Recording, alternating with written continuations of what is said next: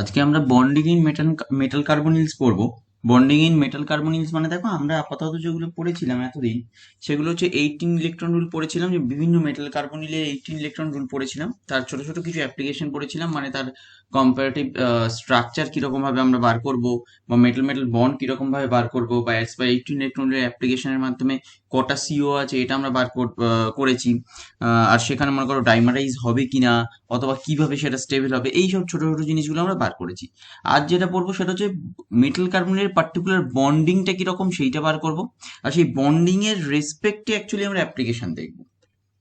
তাহলে এগুলো দেখো আমরা আপাতত এগুলো মানে করেছি আমরা, যে বিভিন্ন ধরনের 18 ইলেকট্রন রুল বার করেছি। 18 ইলেকট্রন রুলের মাধ্যমে তার স্ট্রাকচার গুলো বার করেছি, যেরকম NiCO4, FeCO5, CrCO6, এগুলো সবই 18 ইলেকট্রন রুল ফলো করে।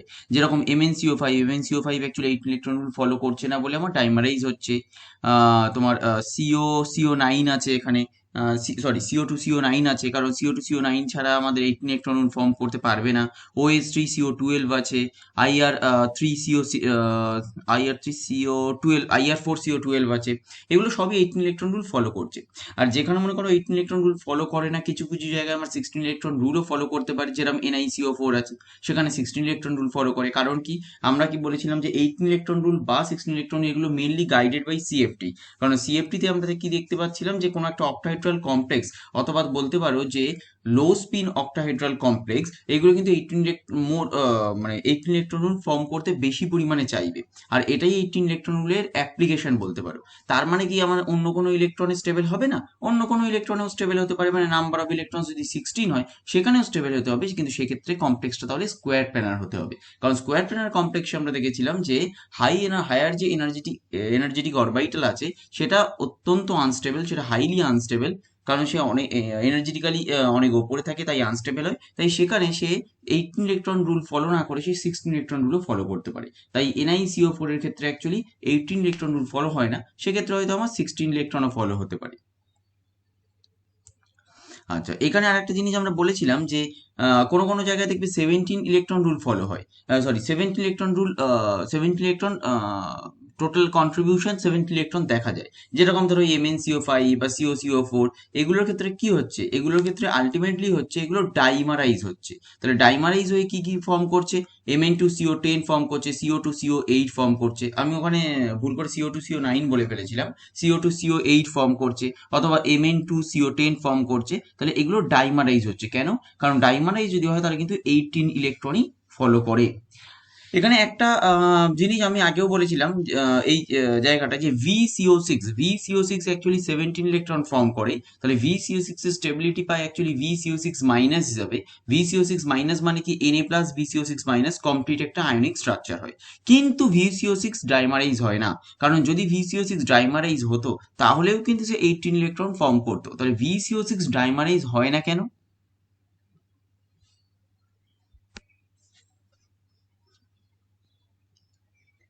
VCO6 ডাইমারাইজ হয় না কেন?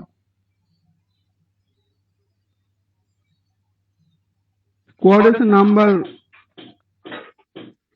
হ্যাঁ, ম্যাক্সিমাম নাম্বারটা মানে বেশি ম্যাক্সিমাম আছে। কোঅর্ডিনেশন নাম্বার 6 সেটা অলরেডি ও অ্যাচিভ করে ফেলেছে।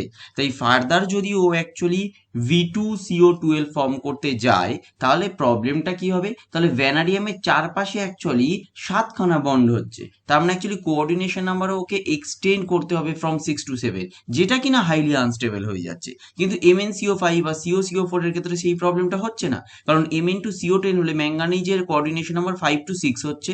CO2CO4 টু CO2CO8 যদি হয় তাহলে কোবাল্টের কোঅর্ডিনেশন নাম্বার 4 to 5 হচ্ছে, যেটা কিনা গেইন করা সম্ভব, কারণ আমার ম্যাক্সিমাম কোঅর্ডিনেশন নাম্বার 6 অবধি আমরা অ্যাচিভ করতে নর্মাল পারি। তাহলে আমার VCO6 এর ক্ষেত্রে প্রবলেম কি, এই maximum coordination number already achieve করে ফেলেছে, সেটা হচ্ছে 6। তাহলে যদি এখন একে ডাইমারাইজ করতে হয় তাহলে কোঅর্ডিনেশন নাম্বার ফার্দার 6 to 7 করতে হবে। তাই জন্য সে ডাইমারাইজ করবে না, নর্মাল আয়োনাইজ হচ্ছে অথবা নেগেটিভ চার্জড হচ্ছে বাই অ্যাডিশন উইথ সোডিয়াম। তাহলে হবে আমার কি Na প্লাস VCO6 মাইনাস, সেই হিসাবেও 18 ইলেকট্রন রুল ফলো করছে। এগুলো সবই আমরা আগে পড়েছি, যে বিভিন্ন square planar complex 16 electron form করতে পারে, টেট্রাহেড্রাল মেনলি 18 ইলেকট্রন ফর্ম করে, অক্টাহেড্রাল আমার মেনলি লো স্পিন হলে সেগুলো 18 ইলেকট্রন ফর্ম করছে। কেন আমরা লো স্পিন হচ্ছে তার জন্য আমরা একটা পার্শিয়াল এমো ডায়াগ্রামও দেখিয়েছিলাম। তাহলে এখান থেকে আমরা মেটাল কার্বনিলসের যে ছোট ছোট 18 ইলেকট্রনের অ্যাপ্লিকেশন সেগুলো আমরা অলরেডি করেছি। আজকে আমরা যেটা পড়বো সেটা হচ্ছে bonding in metal carbonyls. Metal carbonyls actually আমরা এত ইম্পর্টেন্সটা কেন পাচ্ছে? দেখো, মেটাল কার্বনিলসের ইম্পর্টেন্সটা এখানেই হলো কারণ কার্বনিল বা কার্বন মনোক্সাইড যেটা সেটা হচ্ছে স্ট্রংগেস্ট পাই অ্যাকসেপ্টার লিগ্যান্ড। মানে এখানে ব্যাক বন্ডিংটা অনেক বেশি প্রেফারেবল, কারণ ও হচ্ছে সিগমা ডোনার, মানে একদিক থেকে হচ্ছে সিগমা ডোনেট করছে, আর অন্য দিক থেকে কি হচ্ছে পাই অ্যাকসেপ্ট করছে। এবং এটার ওপরেই আমরা আইআর স্পেকট্রোস্কোপির উপর নির্ভর করে কি ধরনের কার্বনিল আছে সেখানে আমরা দেখতে পারবো। সেই জন্য অ্যাকচুয়ালি আমরা কার্বনিল নিয়েই বেশি পড়ছি। শুধুমাত্র যে কার্বনিল নিয়ে পড়বো তা নয়, আমরা অ্যাকচুয়ালি অলিফিন নিয়েও পড়বো, কিন্তু মেটাল কার্বনিল ওই জন্য আমরা ফার্স্ট পড়ছি কারণ মেটাল কার্বনিলটা হচ্ছে স্ট্রংগেস্ট পাই অ্যাকসেপ্টার। ও sigma donor and pi acceptor, তাহলে সিগমা বন্ড ওখানে ডোনেট করছে মেটালকে, আবার মেটাল থেকে অ্যাকচুয়ালি কি হচ্ছে ব্যাক ডোনেট হচ্ছে আবার কার্বনিলে। কোথায় করছে? কার্বনের পাই স্টারে। এবং এই যে বন্ডিংটা, তার উপর ভিত্তি করে আইআর স্পেকট্রোস্কোপির উপর ভিত্তি করে কি ধরনের সিও ওখানে প্রেজেন্ট সেটা আমি দেখতে পাবো। সেটা টার্মিনাল হতে পারে, সেটা ব্রিজিং হতে পারে, সেটা সেমি ব্রিজিং হতে পারে, কি ধরনের কার্বনিল অ্যাকচুয়ালি ওখানে প্রেজেন্ট আছে সেটা আমরা দেখতে পারবো। এটা সিওর মলিকুলার অরবিটাল ডায়াগ্রাম। এগুলো জাস্ট আমি একটা মানে সামারাইজ ম্যানারে তোমাদের ডিসকাস করছি। এগুলো ডেসক্রিপটিভ তোমাদের লেখার দরকার নেই, তাই আমি লেখাচ্ছি না, শুধুমাত্র সামারাইজ ম্যানারে আমি ডিসক্রাইব করে যাচ্ছি একটা, যে why does CO bind a metal through its less electronegative carbon atom. কেন কার্বন অ্যাটম দিয়ে অ্যাকচুয়ালি ও ডোনেট করে, কেন অক্সিজেন অ্যাটম দিয়ে ও ডোনেট করে না? এটা কিন্তু আমরা আগের সেমিস্টারেই পড়েছি। কেন? কারণ আমরা যদি কার্বন মনোক্সাইডের কমপ্লিট এমো ডায়াগ্রাম আঁকি, যে কমপ্লিট এমো ডায়াগ্রামটা অলরেডি আমরা আগের সেমিস্টার বা তার আগের সেমিস্টারে করেছি, তাহলে আমরা দেখব হোমোটা যেটা আছে সেই হোমোটা হচ্ছে মোর প্রোন উইথ কার্বন, অথবা যে হোমোর যে অরবাইটালটা সেটা অ্যাকচুয়ালি কার্বনের যে অ্যাটমিক অরবাইটাল আছে কার্বনের অ্যাটমিক অরবাইটালের কাছাকাছি। তাই আমি বলবো যে হোমোর যে ক্যারেক্টারিস্টিক্সটা সেটা অ্যাকচুয়ালি কার্বনের যে অরবাইটাল তার ক্যারেক্টারিস্টিক্সের উপর বেশি ডিপেন্ড করছে। তাই হোমোটা কি, হোমোটাই তো ডোনেট করবে কারণ হাইয়েস্ট অকুপাইড মলিকুলার অরবিটাল। তাই আমরা বলছি যে কার্বনিল যখন ডোনেট করছে সেটা থ্রু কার্বন ডোনেট করছে, সেটা থ্রু অক্সিজেন ডোনেট করছে না। আর পাই অ্যাকসেপ্টটা তাহলে আমরা কেন বলছি যে পাই যেটা অ্যাকসেপ্ট করছে, সরি, যে আমরা যেটা বলছি যে অ্যাকসেপ্ট করছে সেটা পাই অ্যাকসেপ্টার কেন? কারণ দেখো, এখানে যদি আমরা পাই মানে লুমোটা দেখি, তাহলে লুমোটা আমরা দেখবো অ্যাকচুয়ালি পাই স্টার। লুমোটা কিন্তু সিগমা নয়, এটা কিন্তু এক ধরনের পাই অরবিটাল, পাই অ্যান্টিবন্ডিং অরবিটাল। তাই আমরা একে বলছি যে গুড পাই অ্যাকসেপ্টার। এটা কিন্তু তোমার sigma donor and pi acceptor. কেন? কারণ দেখো, হোমোটা হচ্ছে সিগমা বন্ডেড অরবিটাল, তাই হোমোটা হবে আমার সিগমা ডোনার। লুমোটা হচ্ছে আমার পাই বন্ডেড অরবিটাল অথবা পাই অ্যান্টিবন্ডিং অরবিটাল, তাই আমরা বলছি এটা পাই অ্যাকসেপ্টার লিগ্যান্ড। এখন কেন হোমোটা আমার কার্বন থেকে যাচ্ছে? কারণ হোমোর যে এই অরবিটালটা এটা অ্যাকচুয়ালি কার্বনের যে অ্যাটমিক অরবিটাল তার কাছাকাছি থাকে। তাহলে সেই অনুযায়ী দেখো, এই যে হোমোটা আছে এটা কার্বনের যে টুপি তার কাছাকাছি রাদার দেন অক্সিজেনের টুপি, কারণ আমি যদি এই ডিস্টেন্সটা ভাবি, তাই এটাকে আমরা বলবো কি এর যে ক্যারেক্টারিস্টিক্সটা সেটা বেশি পরিমাণে কার্বনের ক্যারেক্টারিস্টিক্সের ওপর ওপর ডিপেন্ড করছে। তাই ও যে ডোনেট করবে সেটা আমরা কিন্তু বলবো তাহলে মেনলি কার্বনই ডোনেট করছে এটাকে ভাববো, মেনলি কিন্তু অক্সিজেন ডোনেট করছে এটা আমরা ভাববো না। তাই যেটা ডোনার হবে সে হচ্ছে কার্বনের থ্রুতে তাহলে ডেটিভ বন্ডটা করবে, সরি, কার্বনের থ্রুতে কোঅর্ডিনেট বন্ডটা করবে, অক্সিজেনের থ্রুতে কিন্তু কোঅর্ডিনেট বন্ডটা করবে না। এগুলো আমরা সবই আগের সেমিস্টারে পড়েছি যে কার্বনিল কিভাবে অ্যাকচুয়ালি বন্ডিং করছে, থ্রু কার্বন বন্ডিং করে, এবং ব্যাক বন্ডিংটা কোথায় আসছে? পাই স্টারে আসছে। কার পাই স্টারে আসছে? সেটাও কিন্তু কার্বনেরই পাই স্টারে আসছে। কেন কার্বনের পাই স্টারে আসছে? কারণ লুমোটাকে যদি দেখো তাহলে লুমোটা অ্যাকচুয়ালি কোন অরবিটালের কাছাকাছি? লুমোটা দেখো অ্যাকচুয়ালি কার্বনের টুপির কাছাকাছি রাদার দেন অক্সিজেনের টুপি। তাই কার্বনের যদি টুপির কাছাকাছি হয় তাহলে আমরা সবসময়ের জন্যই বলবো যে এই যে পাই স্টার অরবিটাল অথবা এই যে লুমো অরবিটালটা আছে সেটাও তারও প্রপার্টিজ কিন্তু কার্বনের অরবিটালের প্রপার্টিজের সাথেই বেশি পরিমাণে ডিপেন্ড করছে অথবা বেশি পরিমাণে মিল আছে কার্বনের অরবিটালের সাথে। তাই আমরা বলবো যে যখন সিও নর্মাল সিগমা ডোনার হিসেবে কাজ করছে, তাহলে যে ডোনেট করবে ইলেকট্রনসটা সেটাও কিন্তু কার্বন থেকে ডোনেট করছে, আর যে অ্যাকসেপ্ট করবে ইলেকট্রনটা সেটাও কিন্তু কার্বনের অরবিটালেই অ্যাকসেপ্ট করছে। তাহলে যে ডোনেট করছে কোথা থেকে ডোনেট করছে? একটা সিগমা বন্ডেড অরবিটাল থেকে। তাই এটাকে আমরা বলবো সিগমা ডোনার। ডোনেট করবে কার্বন থেকে অথবা কার্বনের অরবিটাল থেকে। যে অ্যাকসেপ্ট করবে সে কোন অরবিটালে অ্যাকসেপ্ট করছে? পাই অ্যান্টি বন্ডিং, তাই এটাকে বলবো আমরা পাই স্টার অ্যাকসেপ্টার অথবা পাই অ্যাকসেপ্টার বলছি। আর তোমার অ্যাকসেপ্ট কোথায় করছে? এটাও একটা কার্বনের অরবিটালে। তাই আমরা যে বন্ডিংটা দেখাবো সেটা থ্রু কার্বন দেখাবো, কোঅর্ডিনেট বন্ড। এগুলো সবই আমরা পড়েছি। আজকে আজকে যে মেন ইম্পর্টেন্ট জিনিসগুলো সেগুলো হচ্ছে এখান থেকে পড়বো। দেখো, প্রথম যে বন্ড, সেই প্রথম বন্ডটা অ্যাকচুয়ালি কোথা থেকে হচ্ছে? সেটা হচ্ছে এইখান থেকে তোমরা একটু একটু করে নোট করা শুরু করো। প্রথম একটা হেডিং করবে metal carbonyl, bonding in metal carbonyls বলে একটা হেডিং করো। বন্ডিং ইন মেটাল কার্বনিলস এর আন্ডারে এইটা লেখো। দেখো, প্রথম যেটা ফর্ম করছে সেটা কি করছে? সেটা হচ্ছে sigma donor, carbonyl as sigma donor. তাহলে সেক্ষেত্রে কি করছে? কার্বন থেকে মেটালের দিকে actually lone pair of electrons donate করছে। কোথায় ডোনেট করছে? মেটালের ভ্যাকেন্ট পি অর ডি অরবিটালে। মোস্টলি ডি অরবিটালে করছে, অথবা পি অরবিটালেও করতে পারে। এটা হচ্ছে ভ্যাকেন্ট মেটালের অরবিটালে কার্বনের যে ইলেকট্রনস অথবা কার্বন থেকে lone pair of electrons donate হচ্ছে ফার্স্ট টাইম। সিগমা বন্ডের অরবিটাল থেকে ডোনেট হচ্ছে, তাই এটাকে বলছি আমরা সিগমা বন্ড, অথবা সিগমা ডোনার হিসেবেও বিহেভ করছে। তাহলে ফিল্ড সিগমা অরবিটাল থেকে empty p or d metal অরবিটালে ও ডোনেট করছে। তারপরের স্টেপটা কি? তারপরের স্টেপটা হচ্ছে ব্যাক ডোনেশন। তখন ব্যাক ডোনেশন যদি করে তাহলে সে কোথা থেকে করবে? ফিল্ড ডি অরবিটাল থেকে করতে হবে, কারণ ও এমটি থেকে তো আর ব্যাক ডোনেশন করতে পারবে না। তাহলে ফিল্ড মেটাল ডি অরবিটাল থেকে দেখো এমটি পাই স্টার অরবিটালে অ্যাকচুয়ালি ও ডোনেট করছে। কারণ ডোনেট করার জন্য কার্বনিলের এমটি পাই স্টার অরবিটাল থাকতে হবে, তা নাহলে তো ডোনেট করতে পারবে না। আর এমটি পাই স্টার অরবিটালটা কোথায় আছে? সেটা কার্বনে আছে। আমরা যখন কার্বনিল এটা দেখিয়েছি সেটা দেখো, কার্বনের সিগমা যে হোমোটা আছে সেখান থেকে ও ডোনেট করছে, আর কার্বনিলের যে পাই স্টার লুমোটা আছে সেখানেও অ্যাকসেপ্ট করবে। তাহলে মেটাল থেকে অ্যাকচুয়ালি কার্বনিলে একটা পাই ব্যাকবন্ড হচ্ছে। পাই ব্যাকবন্ড কেন বলছি আমরা? কেন এটাকে সিগমা বন্ড বলছি আর পাই ব্যাকবন্ড বলছি? সিগমা বন্ড এই কারণেই বলছি, কারণ কার্বনের যে হোমোটা আছে সেটা কিন্তু একটা সিগমা বন্ডেড অরবিটাল, তাই সেটাকে আমরা বলছি সিগমা ডোনার। আর এই যে পাই ব্যাকবন্ড হচ্ছে, সেটা কি পাই ব্যাকবন্ড কেন বলছি অথবা পাই কেন বলছি, কেন সিগমা নয়? কারণ কার্বনিলের যে অরবিটালে অ্যাকচুয়ালি মেটালের ফিল্ড অরবিটাল থেকে লোন পেয়ার অফ ইলেকট্রনসটার ব্যাক ডোনেট হচ্ছে সেটা কিন্তু পাই স্টার অরবিটাল, সেটা একটা পাই বন্ডেড অরবিটাল, তাই এটাকে আমরা বলছি পাই ব্যাক বন্ডিং। ক্লিয়ার হয়েছে? হ্যাঁ স্যার। আচ্ছা, এটা পুরোটা একটু আঁকাটা আগে এঁকে নাও, তারপর আমি বলছি। আগে এই আঁকাটা এঁকে নাও।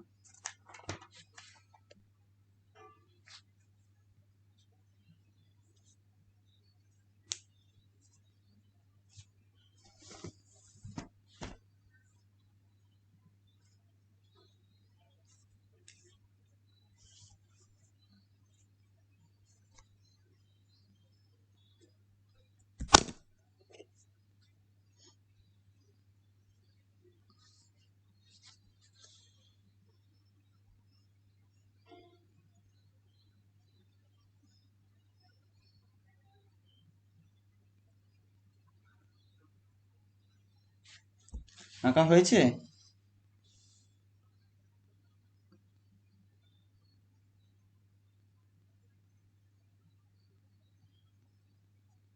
আঁকা হয়েছে কিনা বলো।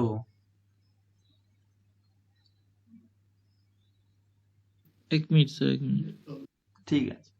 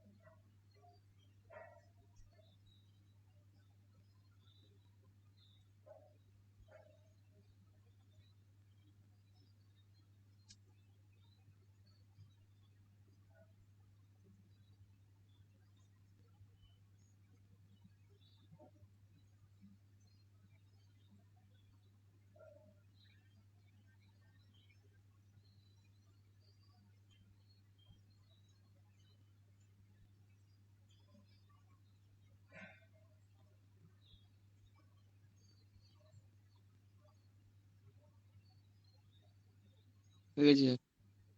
ওকে।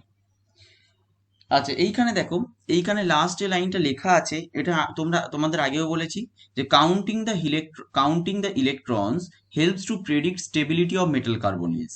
কেন? কারণ আমরা যদি ইলেকট্রন কাউন্ট করি, তাহলে আমরা দেখবো weather it is following the 18 electron rule or not. যদি 18 ইলেকট্রন রুল ফলো করে, তাহলে আমরা বলবো যে মেটাল কার্বনিলটা তুলনামূলকভাবে স্টেবল। তার মানে কিন্তু এটা আবারও বলছি যে 18 electron is not the sole parameter to detect stability. কারণ কি 18 ইলেকট্রনের কিছু মানে লিমিটেশনও আছে, যে 18 ইলেকট্রন হলেই স্টেবল হবে আর না হলেই যে আনস্টেবল হবে তা তো নয়। কিন্তু কি 18 ইলেকট্রন একটা গাইডলাইন, তাই আমরা বলতে পারবো যে প্রেডিক্ট দ্য স্টেবিলিটি। এরকম নয় ডিটেক্ট করছি, আমরা প্রেডিক্ট করতে পারি। কিন্তু এক্ষেত্রে 18 ইলেকট্রন রুলের মাধ্যমে কার্বনিলটা টার্মিনাল না ব্রিজিং হবে, সেটা কিন্তু আমরা কখনোই বলতে পারবো না। এটা আমরা আগেও পড়েছিলাম যখন 18 ইলেকট্রন রুলের লিমিটেশন পড়েছি, আর এখানেও পড়ছি, কারণ আমরা এই মেটাল কার্বনিলের বন্ড পড়ছি। আচ্ছা, এই অবধি ক্লিয়ার হয়েছে তো সবার? হ্যাঁ স্যার। হ্যাঁ স্যার। আচ্ছা, আর তোমাদের কি মানে খুব তাড়াতাড়ি মনে হচ্ছে? এমনি ঠিক আছে, অসুবিধা হচ্ছে না তো? না না স্যার, ঠিক আছে। ঠিক আছে। আচ্ছা, এইখানে দেখো বন্ডিং ইন মেটাল কার্বনিলস এবার আমরা পড়বো। এই জায়গাটায় মানে তোমাদের লেখার দরকার নেই, এটা আমি জাস্ট এমনি রেখেছি। এটা তোমাদের লেখার দরকার নেই, এই জায়গাটা আমি লিখিয়ে দেবো এটা। তার আগে এই জায়গাটা একটুখানি তোমরা ভালো করে একটুখানি ভাবো তো। মনে করো তাহলে মেটাল কার্বনিল যেগুলো আছে, আপাতত তোমরা দু ধরনের বন্ড ভাবো। একটা ভাবো টার্মিনাল বন্ড, আর একটা ভাবো ব্রিজিং বন্ড। ঠিক আছে? বা শুধু, আচ্ছা আপাতত তোমরা টার্মিনাল ভাবো, আপাতত ব্রিজিং বা কিছু ভাবতে হবে না, শুধু টার্মিনালটাই ভাবো। আচ্ছা, টার্মিনাল বন্ড একটা জিনিস ভাবো তো, ও তো sigma donor as well as pi acceptor, মানে সিগমাও ডোনেট করবে এবং pi star orbital actually back বন্ডিংটা নেবেও, বা লোন পেয়ার ইলেকট্রনসটা অ্যাকসেপ্ট করবে। এটা হচ্ছে ওর আলটিমেট কাজ। তাহলে একটা মেটাল কার্বনিল বলেছি, মেটাল কার্বনিল বন্ডের ক্যারেক্টারিস্টিক্সটা কি? সেটা কি আদৌ সিঙ্গেল বন্ড নাকি সেটা এক ধরনের ডবল বন্ড?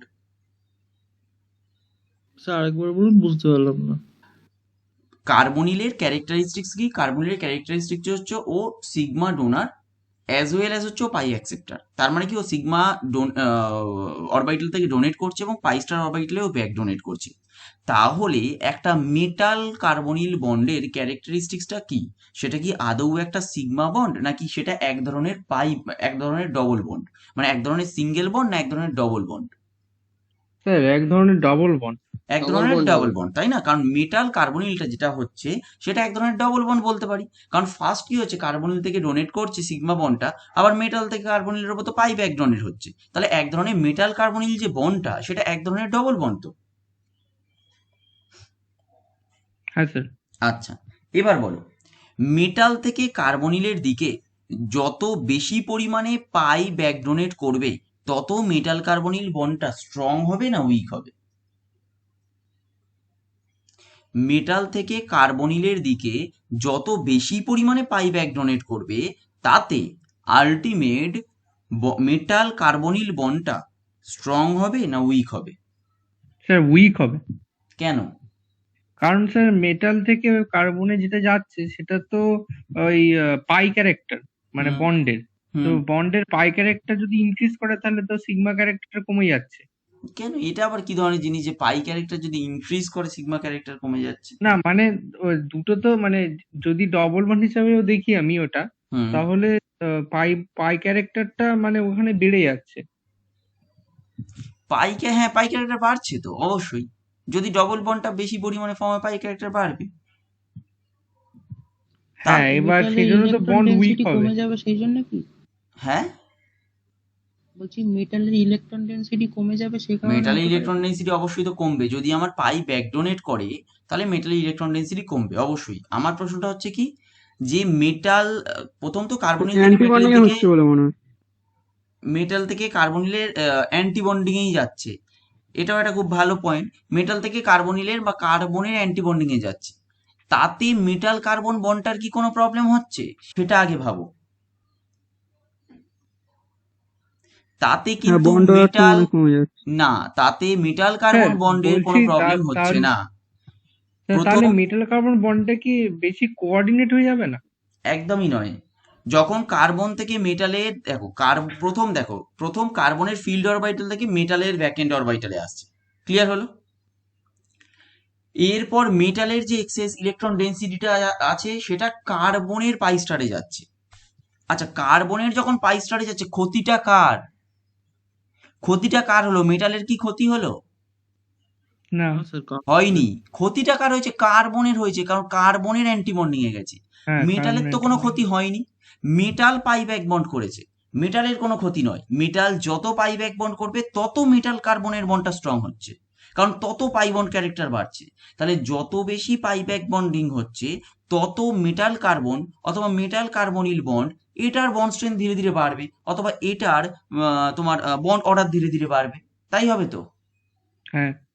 কিন্তু প্রবলেমটা কোথায় হচ্ছে? প্রবলেমটা কার্বনিলে হচ্ছে, প্রবলেমটা মেটাল কার্বন বন্ডে হচ্ছে না। কারণ যত পরিমাণে পাই ব্যাক বন্ডিং বাড়বে তত কিনা সেই পাই ব্যাক বন্ডিং এর যে ইলেকট্রনটা সেটা কোথায় আসছে? কার্বনের পাই কার্বনে স্টারে।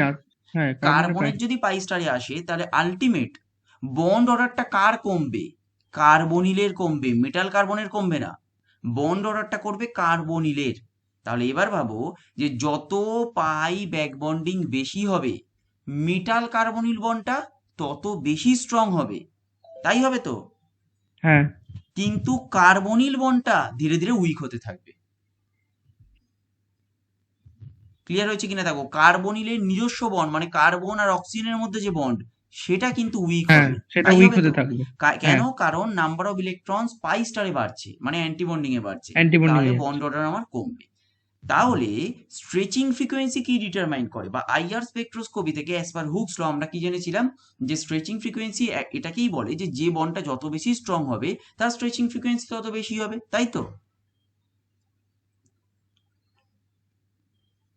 তাই তো? হ্যাঁ স্যার। হ্যাঁ। তাহলে যে কম্পাউন্ডে পাই ব্যাক বন্ডিং যত বেশি হবে সেই কম্পাউন্ডের ক্ষেত্রে কার্বনিলের স্ট্রেচিং ফ্রিকোয়েন্সি বেশি হবে না কম হবে? কম হবে তত। তত কম হবে, কারণ যত পাই ব্যাক বন্ডিং বাড়বে তত কার্বনিলের নিজস্ব বন্ড স্ট্রেংথ অথবা বন্ড অর্ডার কমবে, এবং কার্বনিলের স্ট্রেচিং ফ্রিকোয়েন্সি তাহলে ধীরে ধীরে কি হবে? কমে যাবে। এবার ভাবো যে কোনো একটা কার্বনিলের মনে করো আমরা এমনভাবে অ্যারেঞ্জমেন্ট করলাম যাতে পাই ব্যাক ডোনেশনটাকে আমরা কমিয়ে দিতে পারলাম। এটা সামহাউ আমরা এমন ভাবে করলাম, মেটালের সাথে এমন একটা গ্রুপ যে কোনোভাবেই হোক আমরা মেটাল টু কার্বনিলে পাই ব্যাক বন্ডিংটাকে মনে করো রেস্ট্রিক্ট করাতে পারছি, কিছুটা পরিমাণে কমিয়ে দিতে পারছি। তাহলে কার্বনিলের স্ট্রেচিং ফ্রিকোয়েন্সি বাড়বে না কমবে? বাড়বে স্যার। তাহলে বাড়বে। মেটাল কার্বন বন্ডটা কিন্তু উইক হলো, কারণ যেহেতু পাই ব্যাক বন্ড হচ্ছে না, মেটাল কার্বনিল বন্ড অথবা মেটাল কার্বন বন্ডটা উইক হলো, কিন্তু কার্বনিলের স্ট্রেচিং ফ্রিকোয়েন্সি বাড়বে। আচ্ছা, এই যে বলছি কার্বনিলের স্ট্রেচিং ফ্রিকোয়েন্সি বাড়বে আর কার্বনিলের স্ট্রেচিং ফ্রিকোয়েন্সি কমবে, কার সাপেক্ষে বাড়বে আর কার সাপেক্ষে কমবে? একটা নিউট্রাল সিওর সাপেক্ষে। আমি যদি একটা কার্বনিলকে নিউট্রাল ধরলাম, নিউট্রাল মানে কি? সেখানে মেটাল নেই, তাহলে কার্বনিলটা তো নিউট্রাল ইটসেলফ। তার সাপেক্ষে তাহলে কি হবে? বাড়বে অথবা তার সাপেক্ষে কমবে। কারণ আমরা এই যে বলছি বাড়বে বা কমবে, কারোর সাপেক্ষে তো বলতে হবে। মানে তোমাকে যদি বলি তুমি বেশি নম্বর পেয়েছো কম নম্বর পেয়েছো, তুমি 60 পেয়েছো, তার মানে তো আর বলতে পারবো না তুমি বেশি পেয়েছো। তুমি 60 পেলে সেটা বেশিও হতে পারে সেটা কমও হতে পারে। কার সাপেক্ষে বেশি বা কার সাপেক্ষে কম সেটা তো বলতে হবে। তাই এই যে আমরা বলছি বাড়বে বা কমবে কার সাপেক্ষে, সেটা নিউট্রাল সিও ধরতে হবে। মানে সেখানে মনে করো মেটাল পেটাল অ্যাটাচ নেই, তাহলে আমরা সেটাকে বলবো যে তার সাপেক্ষে। তাহলে যখন পাই ব্যাক ডোনেশন বাড়বে তাহলে আমার কার্বনের স্ট্রেচিং ফ্রিকোয়েন্সি তার সাপেক্ষে কমে যাবে। যখন পাই ব্যাক ডোনেশন খুব কম হবে তাহলে সেক্ষেত্রে আমার কার্বনের স্ট্রেচিং ফ্রিকোয়েন্সি তার সাপেক্ষে বেড়ে যাবে। ক্লিয়ার হয়েছে? হ্যাঁ স্যার। আচ্ছা, এখানে আর একটা ইম্পর্টেন্ট জিনিস আছে। সেটা কি?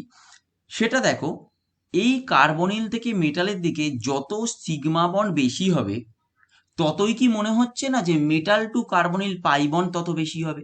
কেন? কারণ metal to carbonyl pi back bond তখনই সব থেকে ভালো হবে যখন মেটালটা ইলেকট্রন রিচ হবে। তাই তো? যদি মেটালের ইলেকট্রন ডেন্সিটি প্রচুর বেশি পরিমাণে থাকে তবেই তো পাই ব্যাক বন্ড করবে। হ্যাঁ স্যার। তাহলে ফার্স্ট স্টেপটা দেখো, মেটালের ইলেকট্রন ডেন্সিটি বেশি কখন হবে? যখন কার্বনিল থেকে মেটালের দিকে বেশি পরিমাণে সিগমা বন্ডটাকে ডোনেট করছে। কারণ যদি কার্বনিল বেশি পরিমাণে সিগমা বন্ডটাকে অথবা সিগমা বন্ডের ইলেকট্রনস মেটালের ওপর বেশি পরিমাণে ডোনেট করে, তাহলে মেটালটা তো ইলেকট্রন রিচ হলো, তবেই তো আবারও পাই ব্যাক বন্ডিংটা বেশি ভালো করে করবে। তাই এটাকে বলা হয় এক ধরনের সিনার্জিস্টিক এফেক্ট। সিনার্জিস্টিক এফেক্ট মানে কি, যত ভালো সিগমা বন্ড হবে তত ভালো পাই ব্যাক বন্ড হবে। যদি সিগমা বন্ডটা আমার পুয়ার হয় তাহলে পাই ব্যাক বন্ডটাও আমার পুয়ার হবে। তাই এটাকে বলা হয় সিনার্জিস্টিক এফেক্ট। এগুলো সব আমি লিখিয়ে দেবো, আগে বুঝিয়ে দিচ্ছি।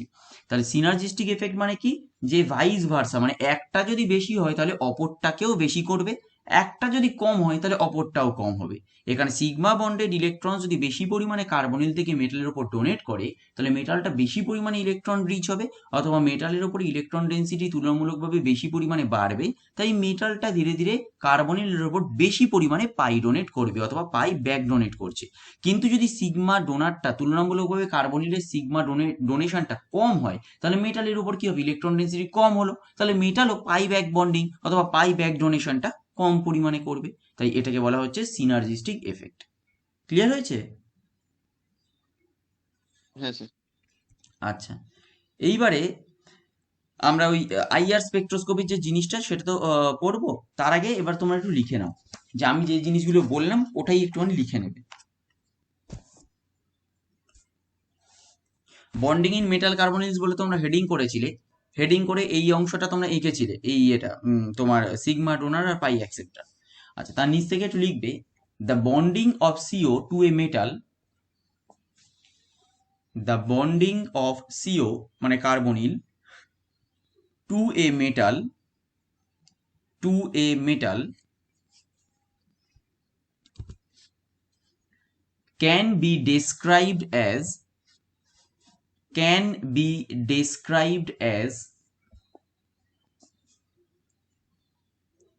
consisting of two components,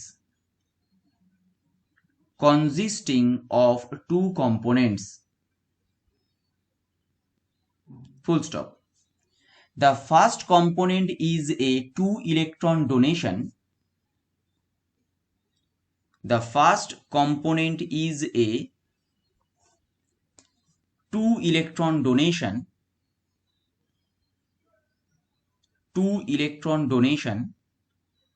of the lone pair on carbon,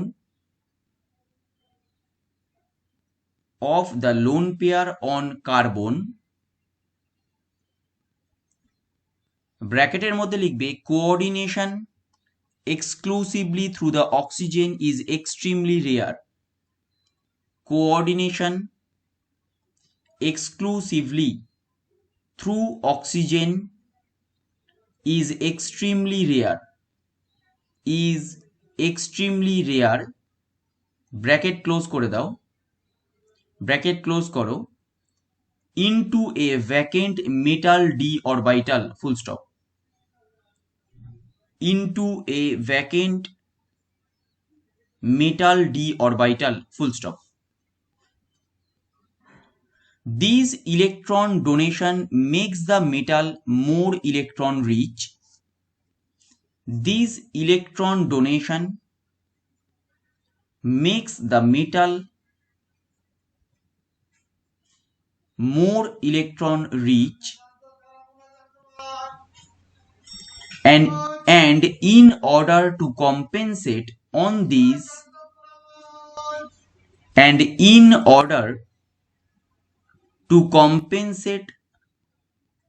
these, increased electron density,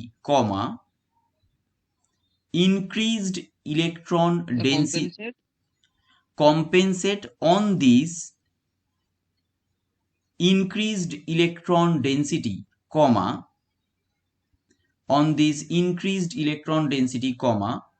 a filled metal d orbital,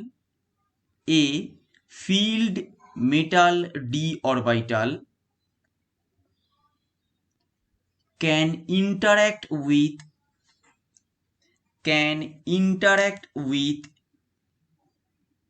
the empty pi star orbital,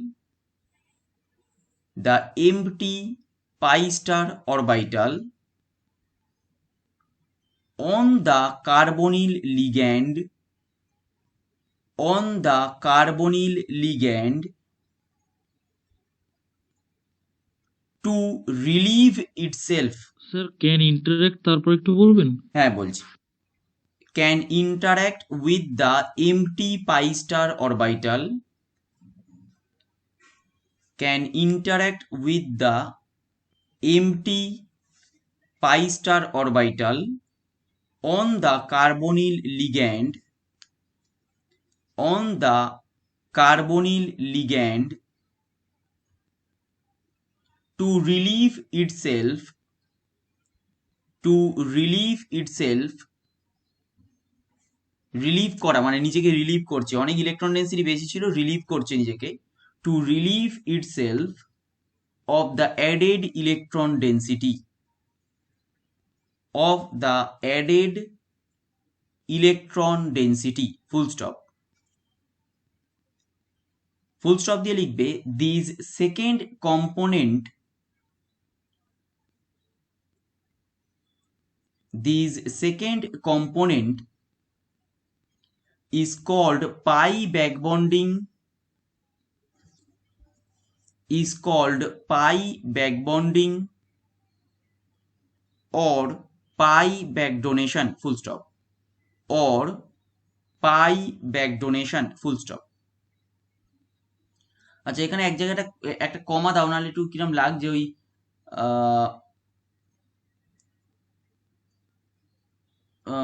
in order to compensate on this increased electron density, এই লাইনটা দেখো, in order to compensate on this increased electron density, ওইখানে একটা কমা দাও এ field metal D অরবিটালের আগে, electron density কমা এ field metal D কমা ছিল orbital, তো, বলো।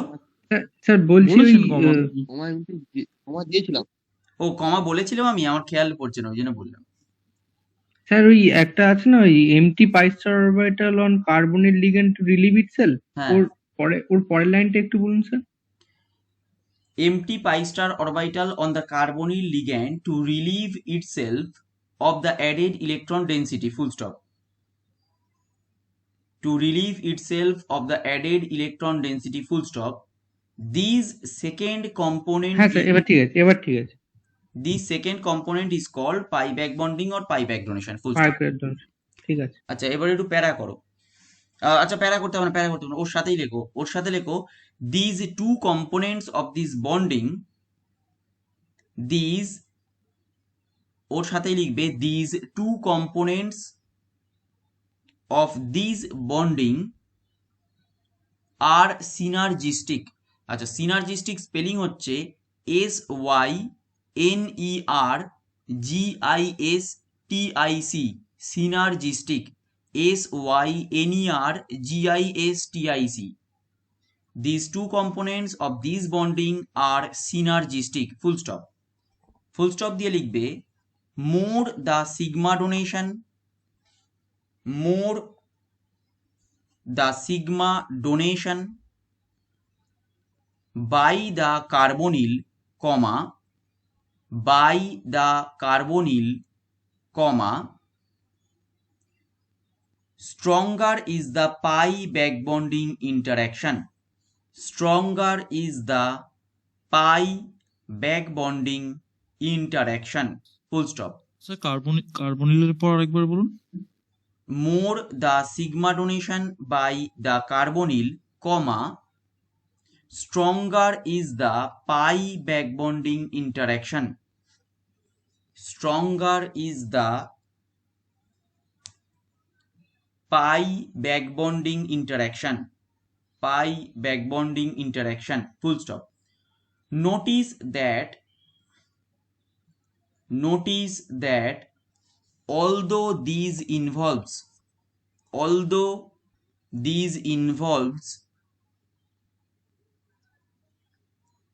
the occupation of a pi star orbital, the occupation of a pi star orbital on the carbonyl,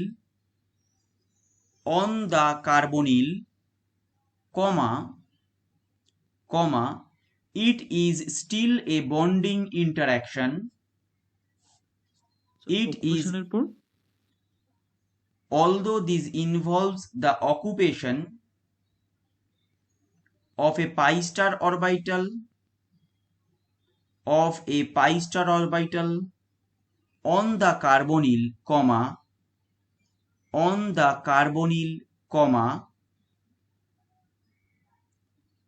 it is still a bonding interaction. It is still a bonding interaction as far as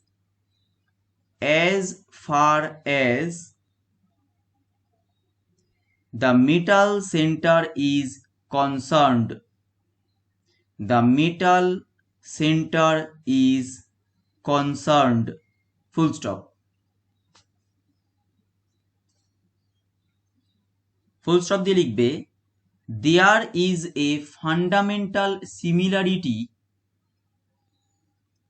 There is a fundamental similarity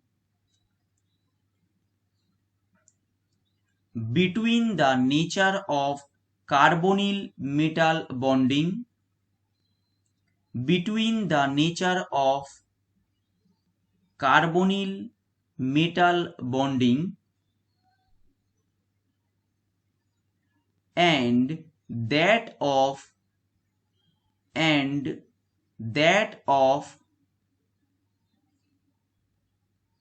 alkenes, acetylens,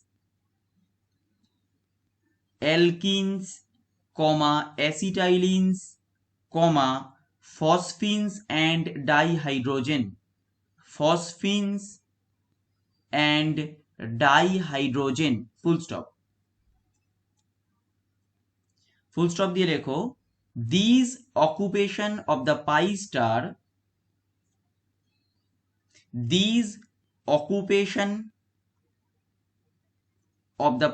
star on carbonyl does lead to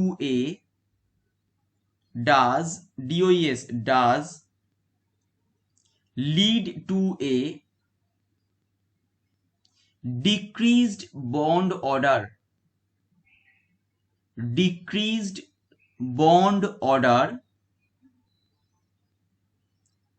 in the carbon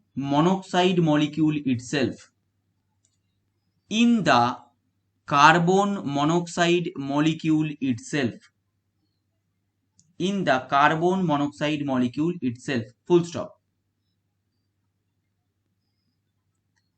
The consequences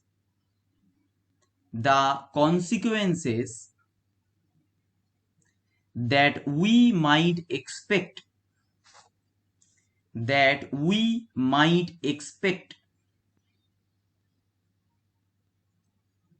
if the CO bond order was reduced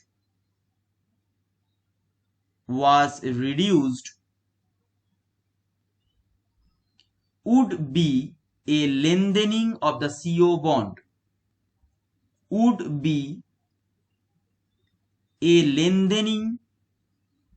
lengthening মানে বড় হয়ে যাচ্ছে আরো, would be a lengthening of the CO bond. CO bond মানে C single bond, O bond লিখবে, of the CO bond, কমা দিয়ে লেখো shortening of the MC bond মানে metal carbon bond, capital M dash C, shortening of the metal carbon bond,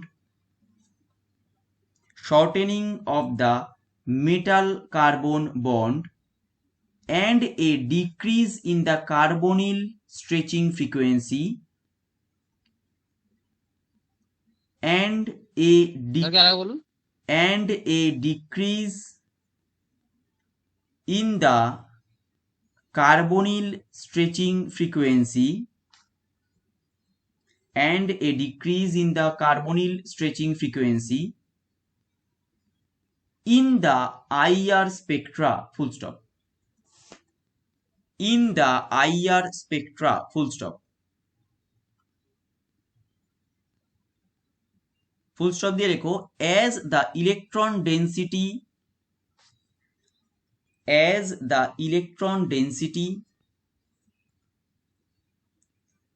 on a metal center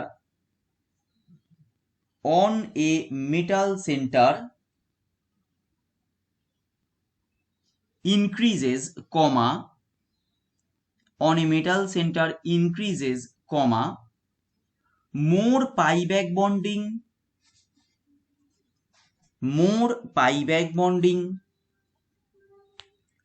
to the CO ligands take place. To the CO ligands মানে to the carbonyl ligands take place, full stop, take place, full stop. These weakens মানে দুর্বল করে দেয়, these weakens the CO bond,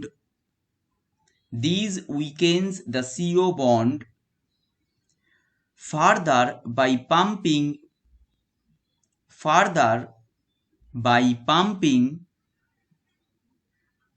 more electron density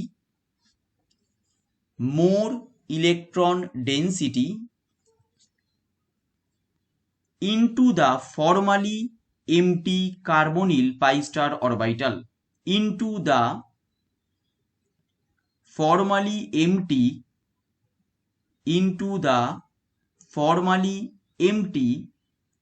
carbonyl pi star orbital, carbonyl pi star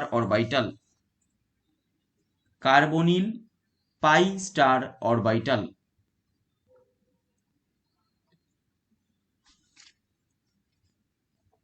হয়েছে?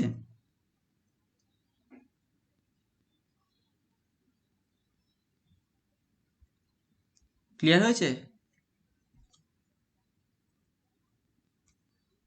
হ্যাঁ sir হয়েছে। আচ্ছা, তাহলে এইখানে যে লেখাটা আছে সেই লেখাটাই একটু আমি বলে দিচ্ছি, সিম্পল।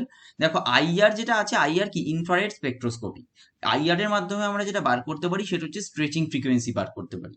আর স্ট্রেচিং ফ্রিকোয়েন্সি আমরা জানি অ্যাজ পার হুকস ল কি, যে এটা বন্ড স্ট্রেংথকে ডিটারমাইন করে, তার মানে কার বন্ড স্ট্রেংথ কত বেশি সেই অনুযায়ী আমরা বুঝতে পারি। যেরকম কার্বনিলের দেখো সিও যেটা আছে সেটা হচ্ছে 1715, এটা হচ্ছে নিউট্রাল সিও, মানে একদম নিউট্রাল যে সিওটা আছে তার স্ট্রেচিং ফ্রিকোয়েন্সি এটা, ঠিক আছে, মানে 1715 এটা হচ্ছে নিউট্রাল সিওর স্ট্রেচিং ফ্রিকোয়েন্সি। আচ্ছা, এবার দেখো এর সাথে সাথে আমরা বিভিন্ন যে কার্বনিলের স্ট্রেচিং ফ্রিকোয়েন্সি থাকবে, মানে মনে করো যেখানে পাই ব্যাক ডোনেশনটা বেশি হবে সেখানে সিওটা কমবে, যেখানে পাই ব্যাক ডোনেশন কম থাকবে সেখানে সিওটা বাড়বে, এর মাধ্যমে আমরা পেতে পারি সেটা। এটা হচ্ছে সি ডবল বন্ডেড ও, তার কিন্তু আমরা 1715 বলেছি, ঠিক আছে। আচ্ছা, এবার দেখো এখান থেকে আরেকটা জিনিসও আমরা পেতে পারি, সেখানে হচ্ছে সিওর বাইন্ডিং মোডটা, সেটাও আমরা জানতে পারি। সেই সিওর বাইন্ডিং মোডটা, এগুলো তো নর্মাল, যেই টার্মিনাল মনে করো এখানে ব্রিজিং আছে, এইগুলো তো আমরা আগে পড়েছিলাম, কিন্তু সিওর বাইন্ডিং মোড আরো অনেক হতে পারে, মানে টার্মিনাল হতে পারে, সেখানে ব্রিজিং হতে পারে, সেখানে 3 সেন্টার ব্রিজিং হতে পারে, সেখানে সেমি ব্রিজিং হতে পারে, সেখানে অ্যাসিমেট্রিক ব্রিজিং হতে পারে, বিভিন্ন রকম তার অ্যারেঞ্জমেন্ট হতে পারে। এই যে বাইন্ডিং মোড, এই বাইন্ডিং মোডটাকে আমরা কিভাবে বার করব? এটা তো 18 ইলেকট্রন রুল কখনোই বলে দেবে না যে এটা টার্মিনাল কিনা ব্রিজিং না সেমি ব্রিজিং, এটা কখনোই বলে দেবে না। এটা কিন্তু একমাত্র আমরা পাবো থ্রু আইআর স্পেকট্রোস্কোপি। তাহলে এরপরে আমরা যেটা পাবো দেখতে হবে সেটা হচ্ছে এটা, সেটা হচ্ছে টার্মিনাল ভার্সেস ব্রিজিং কার্বনিলস। এই স্লাইডটা তোমরা লিখবে যে আমরা অ্যাকচুয়ালি এটা বুঝবো কিভাবে, কারণ ডিফারেন্ট যে বাইন্ডিং মোডস অফ সিও সেটা আমরা বুঝবো কিভাবে। দেখো টার্মিনাল, যদি টার্মিনাল থাকে তাহলে কি বলছে, তাহলে সিওর যে স্ট্রেচিং ফ্রিকোয়েন্সিটা হবে সেটা কি হবে, 2120 থেকে 1850 সেন্টিমিটারের মধ্যে থাকবে। এবার এতটা রেঞ্জ কিসের জন্য, যখন পাই ব্যাক ডোনেশনটা বেশি পরিমাণে হবে তখন সে 1850-এর দিকে হবে, যখন পাই ব্যাক ডোনেশনটা কম হবে তখন সেটা আমার তুলনামূলকভাবে বেশি, মানে 2120-র দিকে হবে। তাই যত পাই ব্যাক ডোনেশন বেশি হচ্ছে কমের দিকে হবে, যত পাই ব্যাক ডোনেশন কম হবে তার স্ট্রেচিং ফ্রিকোয়েন্সি তুলনামূলক হায়ার থাকবে, তাই এই রেঞ্জটা। তাই 2120 থেকে 1850-এর মধ্যে যদি আমার কোনো স্ট্রেচিং ফ্রিকোয়েন্সি আসে তাহলে কিন্তু সেটা আমরা ধরে নেব সেটা হচ্ছে টার্মিনাল কার্বনিল। এবার দেখো তারপরের গুলো যা আছে সেগুলো হচ্ছে ব্রিজিং, মানে ডান দিকে দেখো আমি একটা ব্রিজিং দেখিয়েছি, তারপরে দেখো একটা ব্রিজিং দেখিয়েছি μ3। এই μ2 বা μ3 কি? মিউ হচ্ছে ইটসেলফ সিগনিফাই করছে এটা ব্রিজিং। যেরকম আমরা সেই নোমেনক্লেচার করেছিলাম ইনঅর্গানিক কম্পাউন্ডসের, সেখানেও আমরা বলেছিলাম যে ব্রিজিং যদি কিছু থাকে তাহলে সেটাকে আমরা মিউ দিয়ে নোটিফাই করব। এবার μ2 মানে কি? μ2 মানে হচ্ছে দুটো মেটাল সেন্টার এখানে ব্রিজিং করেছে। আর μ3 মানে কি? μ3 মানে দেখো এখানে তিনটে মেটাল সেন্টার অ্যাকচুয়ালি ব্রিজ করেছে। এবার এই যে ব্রিজিং হচ্ছে, এই ব্রিজিং কার্বনিলের দেখো স্ট্রেচিং ফ্রিকোয়েন্সিটা কম। কেন ব্রিজিং কার্বনিল স্ট্রেচিং ফ্রিকোয়েন্সি কম? কারণ ব্রিজিং কার্বনিলের ক্ষেত্রে কার্বন অক্সিজেন বন্ডটা অ্যাকচুয়ালি ডবল বন্ড ক্যারেক্টার থাকে, তাই সবসময়ের জন্যই ব্রিজিং কার্বনিলের স্ট্রেচিং ফ্রিকোয়েন্সি টার্মিনাল কার্বনিলের থেকে কিন্তু কম হবেই, সেখানে সে পাই অ্যাকসেপ্ট করুক বা না করুক। সবসময়ের জন্যই ব্রিজিং কার্বনিলের স্ট্রেচিং ফ্রিকোয়েন্সি কিন্তু টার্মিনালের স্ট্রেচিং ফ্রিকোয়েন্সির থেকে কম হবেই, কারণ টার্মিনালের ক্ষেত্রে কার্বন অক্সিজেন বন্ডটা একটা ডেটিভ বন্ড ওখানে থাকে, মানে কার্বন অক্সিজেন বন্ডটা পার্শিয়াল ট্রিপল বন্ড ক্যারেক্টার সেখানে পায়। কিন্তু ব্রিজিং কার্বনিলের ক্ষেত্রে কার্বন অক্সিজেন বন্ডটা সবসময়ের জন্যই কি থাকে? sp2 ক্যারেক্টার থাকে, তাই sp2 ক্যারেক্টারের জন্য কি হয়? ডবল বন্ড ক্যারেক্টার পায়। তাই সবসময়ের জন্যই কার্বন অক্সিজেন বন্ডটা এক্ষেত্রে তুলনামূলকভাবে উইক দেন টার্মিনাল কার্বন অক্সিজেন বন্ড, কারণ টার্মিনালের ক্ষেত্রে কার্বনটা sp ক্যারেক্টার, আর ব্রিজিং এর ক্ষেত্রে কার্বনটা কিন্তু sp2 ক্যারেক্টার। তাই ব্রিজিং কার্বনিলের স্ট্রেচিং ফ্রিকোয়েন্সি অলওয়েজ কম থাকবে দেন টার্মিনাল কার্বনিলের থেকে। এবার দেখো তাহলে μ2 যদি হয়, মানে দুটো মেটাল যদি আমার ব্রিজিং করে, তাহলে সেক্ষেত্রে দেখো স্ট্রেচিং ফ্রিকোয়েন্সিটা ভ্যারি করবে 1850 থেকে 1700। তাহলে এইগুলো কি আমাদের মনে রাখতে হবে? এইগুলো আমাদের মনে রাখতে হবে। কেন? কারণ পরীক্ষায় প্রথমত এইরকম একটা কোশ্চেন দেবেই, মানে দেয় জেনারেলি, যে ডিফারেন্ট টাইপস অফ বন্ডিং যে মোড, সেই বন্ডিং মোডগুলো দেখাও। তাহলে কি শুধু বন্ডিং মোড দেখালে হবে? তাও নয়, বন্ডিং মোড দেখিয়ে তার করসপন্ডিং একটা করে এক্সাম্পল আমাদের দেখাতে হবে, যেটা দেখো তার করসপন্ডিং এক্সাম্পলগুলো নিচে দেওয়া আছে। যেরকম টার্মিনাল কার্বনিলের একটা এক্সাম্পল দেখো নিচে দেওয়া আছে CrCO6। এখন CrCO6 এর ক্ষেত্রে দেখো তুলনামূলকভাবে এখানে কার্বনিল থেকে ক্রোমিয়ামের ওপরে আমার ইলেকট্রন ডেন্সিটি মানে ও সিগমা ডোনেট করছে, তাহলে ইলেকট্রন ডেন্সিটি বাড়ছে। তাহলে এই যে হাই ইলেকট্রন ডেন্সিটির ক্রোমিয়াম কি করবে? ব্যাক ডোনেট করবে কার্বনিলের ওপরে, তাহলে কার্বনিলের স্ট্রেচিং ফ্রিকোয়েন্সি কমে যাবে। হ্যাঁ, এবার এখান থেকে আমি ডিরেক্টলি বুঝতে পারবো যে 2000 সেন্টিমিটার ইনভার্সই একদম স্ট্রেচিং ফ্রিকোয়েন্সি আসবে? কখনোই বুঝতে পারবো না। এক্ষেত্রে আমরা কখনোই একটা কম্পাউন্ড দেখে তার স্ট্রেচিং ফ্রিকোয়েন্সি কত আসবে সেটা আমরা বলতে পারবো না। হ্যাঁ, এর স্ট্রেচিং ফ্রিকোয়েন্সিটা যে 2120 থেকে 1850 বছরের মধ্যে আসবে সেটা আমরা বুঝতে পারবো। কেন? কারণ টার্মিনাল কার্বনিলের স্ট্রেচিং ফ্রিকোয়েন্সি এর মধ্যেই ভ্যারি করবে। কিন্তু 2000ই আসবে বা 2050 বা 1950 আসবে, এটা কখনোই বলতে পারবো না। তাহলে এটা আমাদের জানার কারণ কি? জানার কারণ হচ্ছে আমরা কম্পেয়ার করতে পারবো।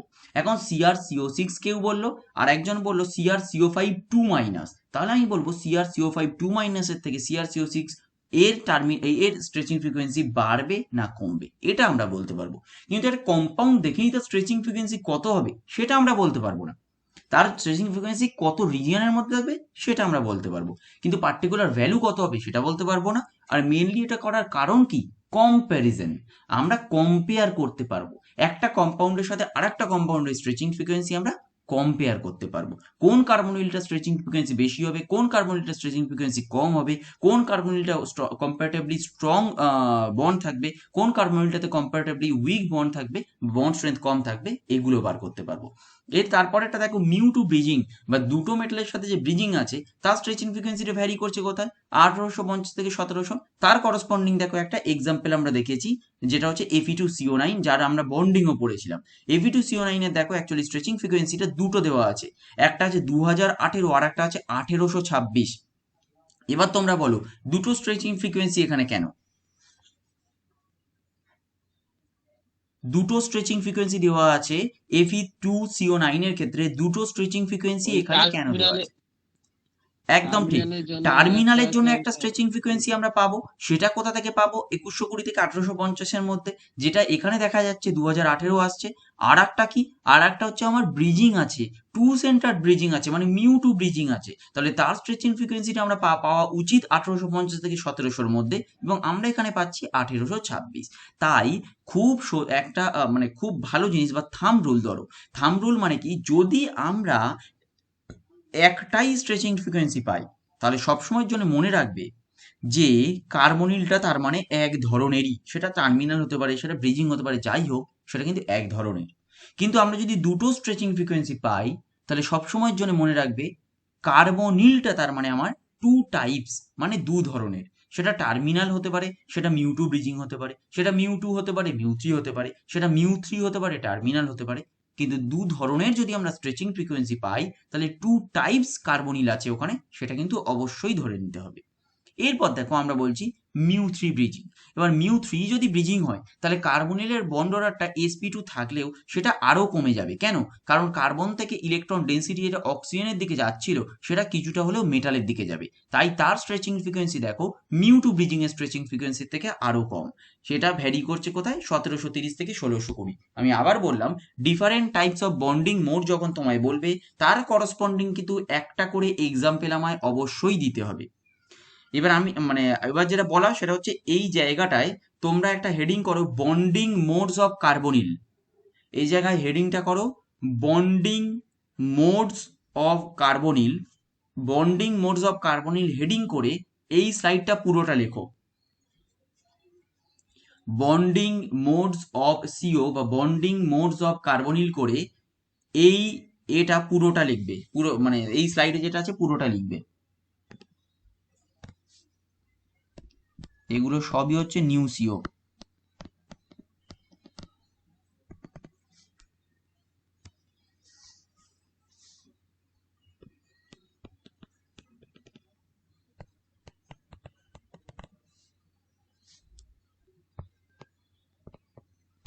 আর ওই শেষের স্ট্রাকচারটা কি করে আঁকবো একটু বলুন না।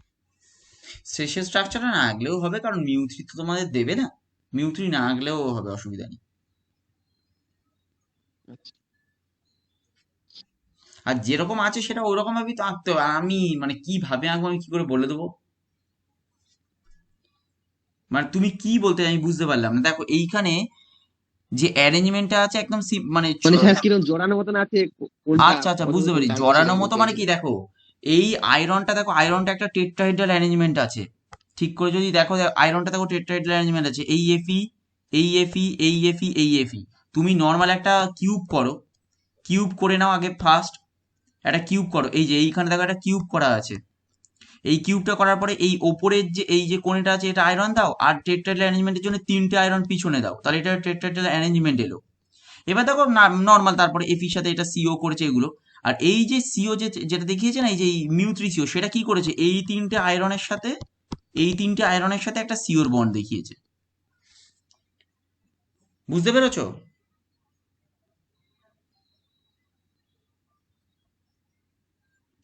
বুঝতে পেরেছো কি?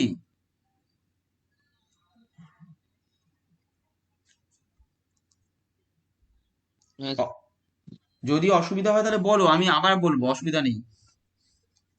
মানে আমি বলছি ফার্স্ট একটা তুমি অক্টাহেড্রাল অ্যারেঞ্জমেন্ট রাখো, তাহলে জিনিসটা সুবিধা হবে।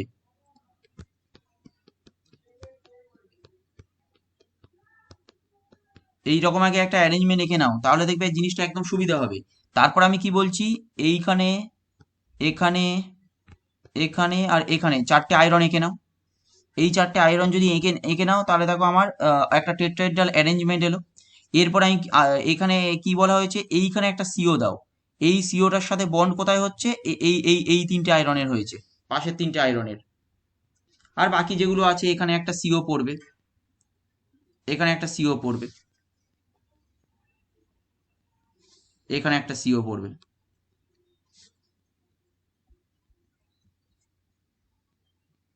আর সিপি গুলো নর্মাল এঁকে দেবে, তিনখানা সিপি হবে। এখানে একটা সিপি আসবে, একটা সিপি, এই একটা সিপি, তিনটে সিপি। সরি তিনটে না, চারটে সিপি, চারটে আয়রন, চারটে সিপি।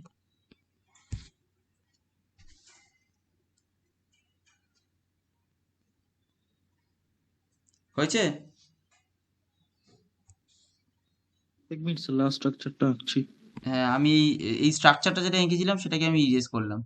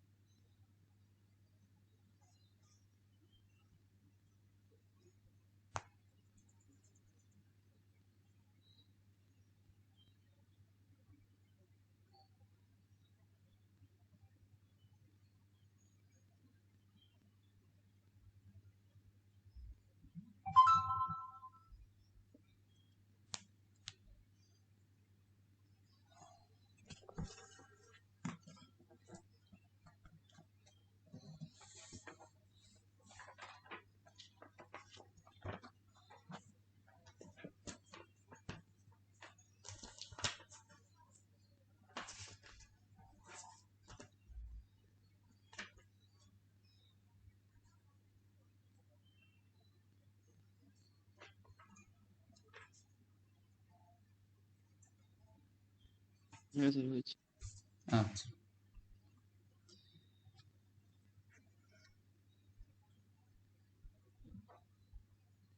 এইখানে আমি কয়েকটা আর কয়েকটা মানে ডিফারেন্ট টাইপস হয় সেগুলো একটু বলে দিচ্ছি, লিখে নেবে, ঠিক আছে?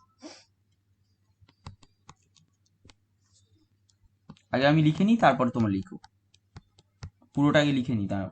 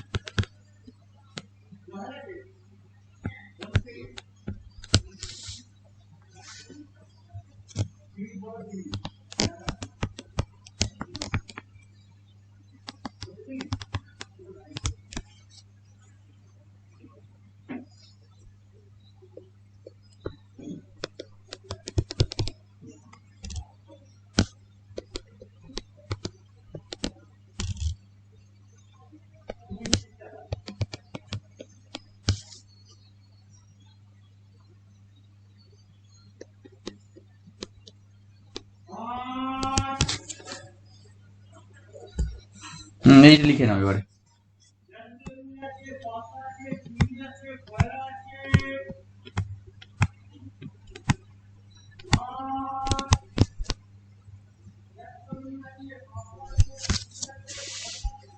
আমার আওয়াজ আসছে তো?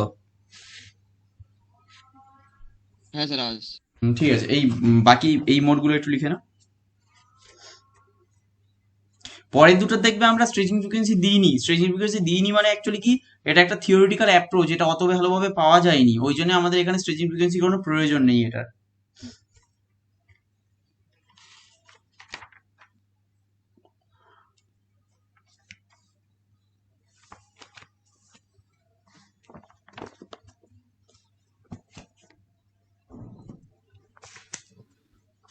স্যার সেকেন্ডটা কি মেটালের সাথে ওটা যে ইন্টারাকশনটা দেখিয়েছেন ওটা কি উইক ইন্টারাকশন তো হ্যাঁ, এইভাবে একটা দেখিয়েছেন? একটা উইক ইন্টারাকশন, হ্যাঁ।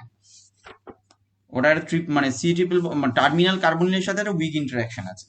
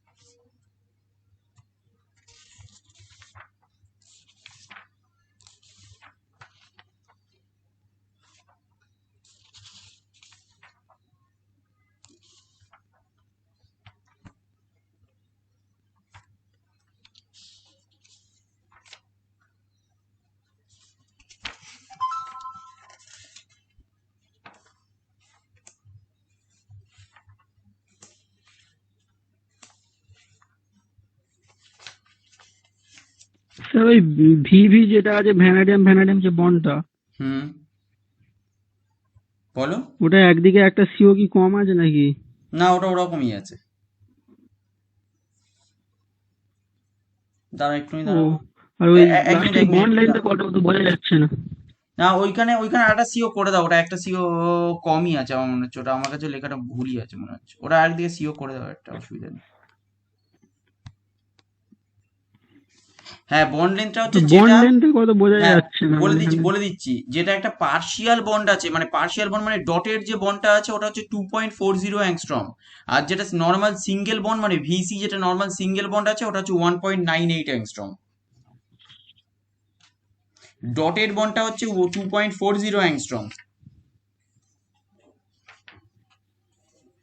ওকে।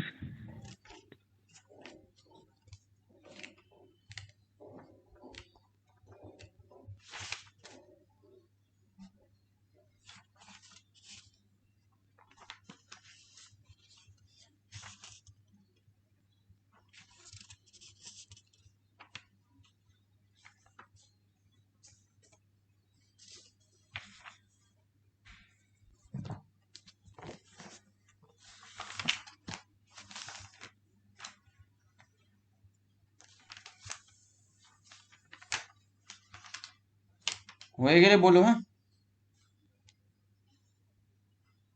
স্যার হয়ে গেছে। সবার হয়ে গেলে আমি করছি। স্যার একটু বাকি আছে স্যার। হ্যাঁ হ্যাঁ, আমি এখন অসুবিধা একটু নেই, বাকি তোমরা আছে। করো করো করো, তোমরা করো।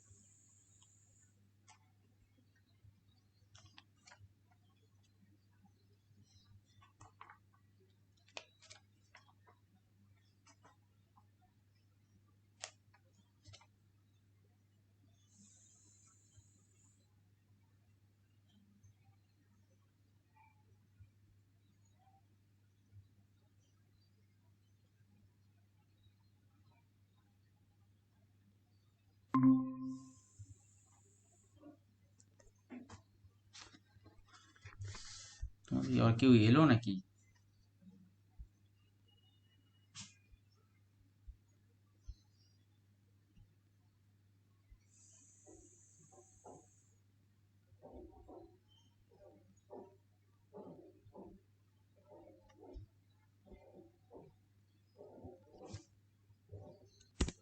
আচ্ছা, এইখানে আমি একটা জিনিস বলবো, এইটা 1700 না করে না, এই জায়গাটায় এইটা 1700 না করে তোমরা 1750 করে দাও। তাতে কি হবে, আইডেন্টিফিকেশনের সুবিধা হবে তোমাদের। 1850 থেকে 1750 করে দাও। আর পরেরটা ঠিক আছে, 1730 থেকে 1620 থাক। এটা 1850 থেকে 1750 থাক।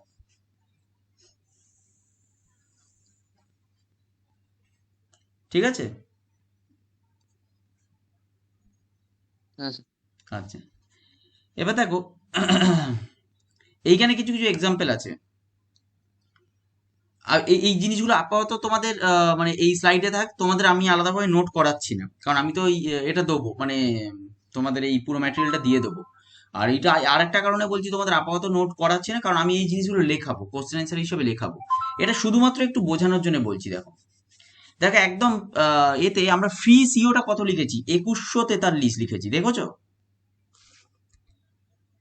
তোমাদের এখানে যেটা আছে ফ্রি সিওটা কত হচ্ছে, 2143, তাই লেখা আছে তো? হুম। আচ্ছা, এবার বলো, কোনো একটা মেটাল কার্বনিল কম্পাউন্ডের কার্বনিলের স্ট্রেচিং ফ্রিকোয়েন্সি 2143-এর বেশি হওয়া উচিত কি নয়, সেটা আগে ভাবো। ফ্রি সিও মানে ফ্রি কার্বনিলের স্ট্রেচিং ফ্রিকোয়েন্সি হচ্ছে 2143। সি ডবল বন্ড ও এর স্ট্রেচিং ফ্রিকোয়েন্সি হচ্ছে 1715, যেটা আমরা এই এতে দেখিয়েছিলাম। দেখো এখানে হচ্ছে সি ডবল বন্ড ও, তার স্ট্রেচিং ফ্রিকোয়েন্সি 1715, আর এটা হচ্ছে ফ্রি কার্বনিলের স্ট্রেচিং ফ্রিকোয়েন্সি হচ্ছে 2143। আমার প্রশ্ন হচ্ছে, কোনো একটা মেটাল কার্বনিল কমপ্লেক্সের কার্বনিলের স্ট্রেচিং ফ্রিকোয়েন্সি 2143-এর বেশি হতে পারে কি?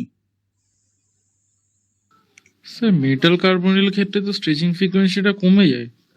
হ্যাঁ, কমে যাবে, কিন্তু আমি বলছি 2143-এর বেশি হতে পারে কি?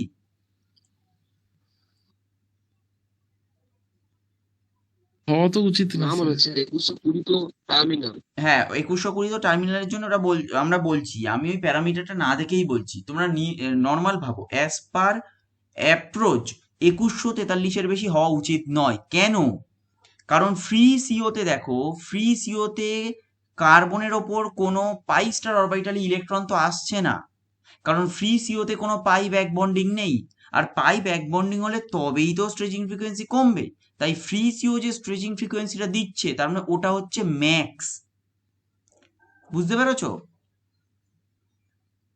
তাহলে যে কোনো হ্যাঁ স্যার। মেটাল কার্বনিলের স্ট্রেচিং ফ্রিকোয়েন্সি ফ্রি সিওর থেকে কিন্তু কমই হবে। কেন? কারণ মেটাল কার্বনিলের ক্ষেত্রে কিছুটা পরিমাণ পাই ব্যাক বন্ডিং তো থাকবেই, সেটা 10% হোক, সেটা 5% হোক, সেটা 2% হোক, কিছুটা তো metal to carbonyl pi back bonding থাকবে। আর মেটাল কার্বনিল যদি পাই ব্যাক বন্ডিং থাকে, তাহলে কার্বনিলের স্ট্রেচিং ফ্রিকোয়েন্সি কিছুটা পরিমাণ হলেও কম হবে দেন ফ্রি সিও। এই অবধি ক্লিয়ার হয়েছে?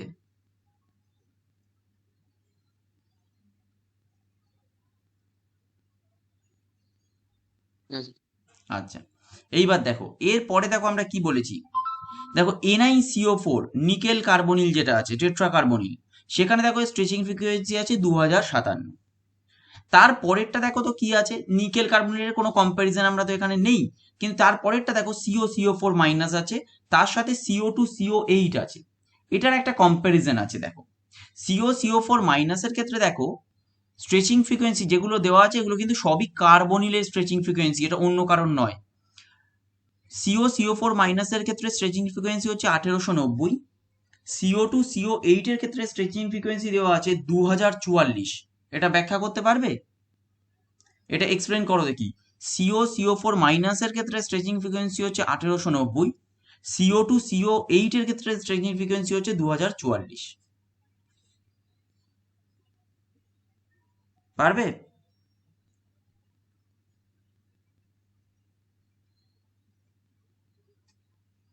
ওখানে স্যার ওই মেটাল মেটাল আরো একটা বন্ড হচ্ছে, যার ফলে ওখানে কিছু ব্রিজিং এরও যোগ হবে, কিছু টার্মিনালেরও যোগ হবে সিও গুলো। না, ওই এটা জন্য হচ্ছে কনফিউজ হয়ে প্রথম গেছি। ভুল, এটা প্রথম ভুল। CO2 CO হোল 8, এখানে স্ট্রেচিং ফ্রিকোয়েন্সি একটাই আছে।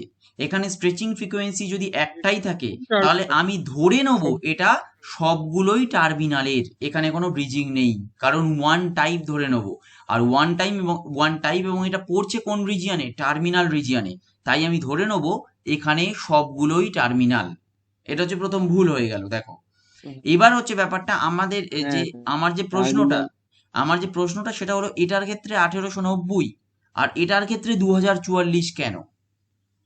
এতটা কম বেশি কেন? 1890 যে স্ট্রেচিং ফ্রিকোয়েন্সি, এটা কি টার্মিনাল নয়? এটা কিন্তু টার্মিনালই, কিন্তু এতটা ওটাই স্যার কম কেন? নেগেটিভ চার্জ আছে মানে হ্যাঁ, ওই কোবাল্টের নেগেটিভ চার্জের জন্য পাই ব্যাক ডোনেশন বেশি হচ্ছে। একদম ঠিক। দেখো এখানে আলটিমেট দুটোর ক্ষেত্রেই তো নাম্বার অফ ইলেকট্রনস কোবাল্টের তো সেম হবে, অসুবিধা নেই। কিন্তু CO4 মাইনাসের ক্ষেত্রে একটা নেগেটিভ চার্জ আছে, মানে টোটাল ইলেকট্রন ডেন্সিটিটা কোবাল্টের ওপর অনেক বেশি।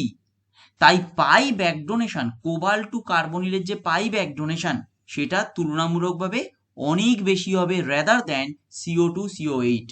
আর CO4 মাইনাসের ক্ষেত্রে যেহেতু পাই ব্যাক ডোনেশন অনেক বেশি হবে, তাই কার্বনের স্ট্রেচিং ফ্রিকোয়েন্সি কিন্তু কমে যাবে। কমে যাবে কার থেকে? CO2 CO8 এর ক্ষেত্রে থেকে। এই জন্যই আমরা বললাম যে আমরা কিন্তু কমপ্লেক্স দেখে কত স্ট্রেচিং ফ্রিকোয়েন্সি আসবে সেটা কখনোই বলতে পারবো না, কিন্তু অন্য কারোর থেকে বেশি হবে না কম হবে এই কম্প্যারিজনটা আমি খুব সহজে বলতে পারবো। ক্লিয়ার হয়েছে এটা? দেখো হ্যাঁ স্যার। আচ্ছা, তারপরেরটা আবার বলো দেখি, তারপরেরটা বলো। স্যার ওই বলছি NiCO4 টা অত কি করে বেশি হলো? NiCO4টা নর্মাল আছে তাই বেশি হচ্ছে। এই প্রসঙ্গটাও তোমরা বুঝতে পেরে যাবে। এই প্রশ্নটা আপাতত তোমার মনে আছে, কিছুক্ষণ পরে থাকবে না। আগে আপাতত FeCO4 2 মাইনাস আর FeCO5 টা করো, তোমার ডাউটটা ক্লিয়ার হয়ে যাবে, আমি বলে দেবো। স্যার FeCO4 FeCO4 2 মাইনাসটাও তো ওই নেগেটিভ চার্জের জন্য ওর ব্যাক বন্ডিং এফেক্ট একদম ঠিক, করছে। নেগেটিভ চার্জটা অনেক বেশি আছে। তাহলে নেগেটিভ চার্জটা যদি অনেক বেশি থাকে তাহলে পাই ব্যাক বন্ডিং কি হবে? তুলনামূলক অনেক ভালো হবে রাদার দ্যান FeCO5। তাই FeCO5 এর স্ট্রেচিং ফ্রিকোয়েন্সি দেখো তুলনামূলকভাবে বেশি দেন FeCO4 2 মাইনাস। ক্লিয়ার হয়েছে? এবার আমার একটা প্রশ্ন আছে, FeCO4 2 মাইনাসের যে স্ট্রেচিং ফ্রিকোয়েন্সিটা, সেটা দেখলে কি মনে হচ্ছে? সেটা দেখলে মনে হচ্ছে না মিউ টু ব্রিজিং এ আসছে? হ্যাঁ কিন্তু এটা তো মিউটু ব্রিজিং নয়, এটা তো টার্মিনাল, কারণ আমার মেটাল অ্যাটম একটাই আছে। তার মানে আমরা যে টার্মিনালের স্ট্রেচিং ফ্রিকোয়েন্সিটা টেনেছি সেটা হচ্ছে ইটসেলফ ইন জেনারেল, মানে ম্যাক্সিমাম স্ট্রেচিং ফ্রিকোয়েন্সি ওর মধ্যেই আসে। তার মানে ওর বাইরে এলেই যে টার্মিনাল আর হবে না তা কিন্তু নয়। আমরা যেটা ওখানে রিজিয়নটা আঁকা সেটা কি? সেটা হচ্ছে ইটসেলফ নর্মাল, 90% কেস ওর মধ্যেই পড়বে নর্মাল কমপ্লেক্সের ক্ষেত্রে। তার বাইরে এলেও টার্মিনাল হতেও পারে, সেটা লিমিটেশন তার। তার মানে যে তার বাইরে এলে টার্মিনাল হবেই না তা নয়। তোমাদের যদি কোনো এক্সাম্পল দেয় পরীক্ষায়, তুমি ওই রিজিয়নটা ধরেই সেটা টার্মিনাল বা ব্রিজিং ধরবে, তুমি আলাদাভাবে ধরবে না। কিন্তু আমি কি বলছি যে ওর বাইরে টার্মিনাল হতেও পারে, ওর বাইরে এলে যে টার্মিনাল হবে না তা একদমই নয়। ঠিক আছে? হ্যাঁ স্যার। আচ্ছা, এরপরে তার নিচেরটা বলো দেখি, ম্যাঙ্গানিজের ক্ষেত্রে কম্পেয়ার করো।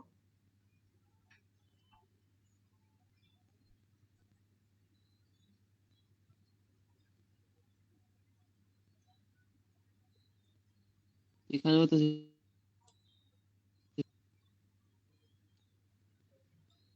স্যার ওই MnCO4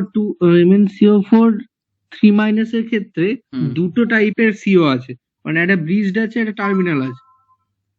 এবার MnCO4 3 মাইনাসের ক্ষেত্রে, হ্যাঁ বলো। হ্যাঁ এবার সেজন্য ওই একে তো মাইনাস আছে, সেজন্য তাহলে ওই পাই ব্যাক বন্ডিং বেশি ভালো হবে, হুম হুম এবং হুম সেজন্য স্ট্রেচিং ফ্রিকোয়েন্সি কমে যাবে। হুম এবার যেটা মানে যেটা ব্রিজডের ক্ষেত্রে স্ট্রেচিং ফ্রিকোয়েন্সি এমনি কমে যায়, সেটা তার মানে ওই 1600টা। উম, আর যেটা যেটা হচ্ছে টার্মিনালের ক্ষেত্রে ওই 1790। হ্যাঁ, এখানে টার্মিনাল বা ব্রিজ এখানে নয় দুটো অ্যাকচুয়ালি, এখানে এখানে অ্যাকচুয়ালি অ্যাটমটা মানে পুরোপুরি ডিফারেন্ট টাইপ। এখানে আমি ওই জন্যই ডেসক্রিপটিভ পার্টটায় যাচ্ছিই না, কারণ এখানে অ্যাকচুয়ালি 1600 বা 1790 এটা টার্মিনাল বা ব্রিজ ওই হিসাবে এটা আসছে না। এই স্ট্রেচিং ফ্রিকোয়েন্সিটা সম্পূর্ণ আলাদা। মানে ওই স্ট্রেচিং ফ্রিকোয়েন্সিটা কোথা থেকে আসছে এটা আপাতত তোমায় মানে এটা এই এক্সাম্পলে অ্যাটলিস্ট তোমায় ভাবতে হবে না। তুমি নর্মাল এইটুকু ভাবো, দেখো চার্জটা তো অত্যন্ত বেশি এখানে। চার্জটা যদি অত্যন্ত হ্যাঁ বেশি থাকে তাহলে আমার স্ট্রেচিং ফ্রিকোয়েন্সি এখানে কম হবে এবং কমই আসছে। এখানে কিন্তু কোনো আলাদা ব্রিজিং নয়, এটা টার্মিনালি, কারণ MnCO4 এটা, তাই এটা টার্মিনালি। কিন্তু কেন 1600 1790 এর পার্টটা সম্পূর্ণ আলাদা, এমোর উপর ডিপেন্ড করছে। এটা আপাতত তোমাদের সিলেবাসেও নেই, জানতেও হবে না, ছেড়ে দাও। যেটা দরকার সেটা হচ্ছে এটা কম কেন। দু ধরনের কি করে পাচ্ছি? টার্মিনাল, ওটাই তো বললাম, এটা অ্যাজ পার এমও দু আসছে, ধরনের এটা তোমাদের জানতে হবে না। এটা এখন পর্যন্ত তোমাদের সিলেবাসে নেই, এটা অনেকটা, এটা তুলনামূলক একটু ক্রিটিক্যাল, এটা প্রয়োজন নেই। তোমাদের যেটুকু দরকার আছে সেটা হচ্ছে এটা কম হচ্ছে আমি কেন। ভাবলাম হয়তো এটা হয়েছে। না না না, এটা পুরোটাই তোমার টার্মিনালের এতে আছে, কিন্তু আমার এটা হচ্ছে এটা কম কেন, হ্যাঁ সেইটুকু কম এই আপাতত জন্যই, বলো। কারণ চার্জটা চার্জটা যেহেতু থ্রি অত্যন্ত বেশি, মাইনাস নেগেটিভ সেজন্য। চার্জ যেহেতু অনেক হ্যাঁ বেশি আছে। এই এক্সাম্পলটা তোমাদের পরীক্ষায় দিলে, তোমাদের পরীক্ষায় একটাই স্ট্রেচিং ফ্রিকোয়েন্সি দেবে, তোমাদের কিন্তু দুটো দেবে না। তাই তোমাদের ওই দিক থেকে অসুবিধা হবে না। বুঝতে পেরেছো জিনিসটা? হ্যাঁ তোমাদের পরীক্ষায় দিলে একটাই দেবে, তোমাদের পরীক্ষায় দুটো স্ট্রেচিং ফ্রিকোয়েন্সি দেবে না, একটাই দেবে। আচ্ছা, MnCO4 3 মাইনাসের ক্ষেত্রে তাহলে কম হচ্ছে কেন? কারণ মোর নেগেটিভ চার্জ ডেন্সিটি আসছে। মোর নেগেটিভ চার্জ ডেন্সিটি যদি আসে তাহলে মোর পাই ব্যাক ডোনেশন হচ্ছে কমে যাচ্ছে। MnCO6 প্লাসের ক্ষেত্রে তাহলে কি হচ্ছে দেখো, স্যার প্লাসের এটা ক্ষেত্রে পজিটিভ চার্জ বেড়ে যাচ্ছে, সে পজিটিভ উল্টোটা চার্জ যদি হচ্ছে, বাড়ে তাহলে ইলেকট্রন ডেন্সিটি কি হবে, কমে যাবে। তাহলে কমে যাবে, পাই ব্যাক ডোনেশন তুলনামূলক কম হচ্ছে, কম তাই তো? হবে। হুম তাই হুম দেখো নিউট্রাল যে Mn2CO10 তার থেকে কিন্তু বেশি আছে। হ্যাঁ সেই ফ্রিকোয়েন্সি বেড়ে যাবে। ক্লিয়ার হয়েছে? দেখো Mn2CO10 হচ্ছে নিউট্রাল, তাই তার থেকে কিন্তু MnCO6 প্লাস এর স্ট্রেচিং ফ্রিকোয়েন্সি বেশি, কারণ সেখানে পাই ব্যাক ডোনেশন কম হবে। সবাইকার ক্লিয়ার হয়েছে তো? আচ্ছা ঠিক আছে, নেক্সট এক্সাম্পলে আর যাচ্ছি না, কারণ নেক্সটটাও সেম। তোমাদের পরীক্ষায় দিলে একটাই স্ট্রেচিং ফ্রিকোয়েন্সি দেবে, কারণ এই 4 মাইনাস বা 3 মাইনাসের অ্যাকচুয়ালি স্ট্রাকচারাল যে ডিফারেন্স অ্যাজ পার এমও, সেই জন্য আমরা দুটো পাচ্ছি। এইখানে আলাদাভাবে কোনো টার্মিনাল মানে ব্রিজিং কিছু নেই, এগুলো সবই টার্মিনালের মধ্যে অ্যাজ পার ল্যাটিস, সেটা আমরা ওরকম ভাবে দুটো পাচ্ছি। এটা আপাতত তোমায় জানতে হবে না, কারণ তোমাদের পরীক্ষায় একটাই দেবে, দুটো কখনো দেবে না। এইবার যেটা 6 নম্বর প্রশ্ন ছিল, এবার সেখানে আসি। এবার তোমরা অ্যাজ পার হরাইজন্টাল অর্ডারটা দেখো, অ্যাজ পার রো দেখো। আমরা বাঁ দিক যেগুলো গ্রিন আছে সেই গ্রিন গুলো আগে দেখো। দেখো NiCO4 COCO4 minus, FeCO4 2 minus, MnCO4 3 minus, COCO4 4 minus. ওপর থেকে নিচে আমরা যত যাচ্ছি দেখো স্ট্রেচিং ফ্রিকোয়েন্সি কমছে, দেখতে বুঝতে পেরেছো?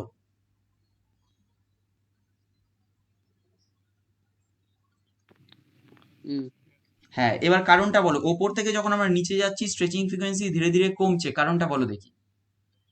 ওই তো পরপর মাইনাস আর বাড়ছে পরপর মাইনাস চার্জ বাড়ছে, তাহলে ইলেকট্রন ডেন্সিটি ধীরে একবার ধীরে মেটালের উপর বাড়ছে। তাহলে মেটালের যদি ইলেকট্রন ডেন্সিটি ধীরে ধীরে বাড়ে, তত বেশি পরিমাণে পাই ব্যাক ডোনেশন হচ্ছে। একবার যত পাই ব্যাক ডোনেশন বেশি হবে, তত সিওর স্ট্রেচিং ফ্রিকোয়েন্সি কমবে।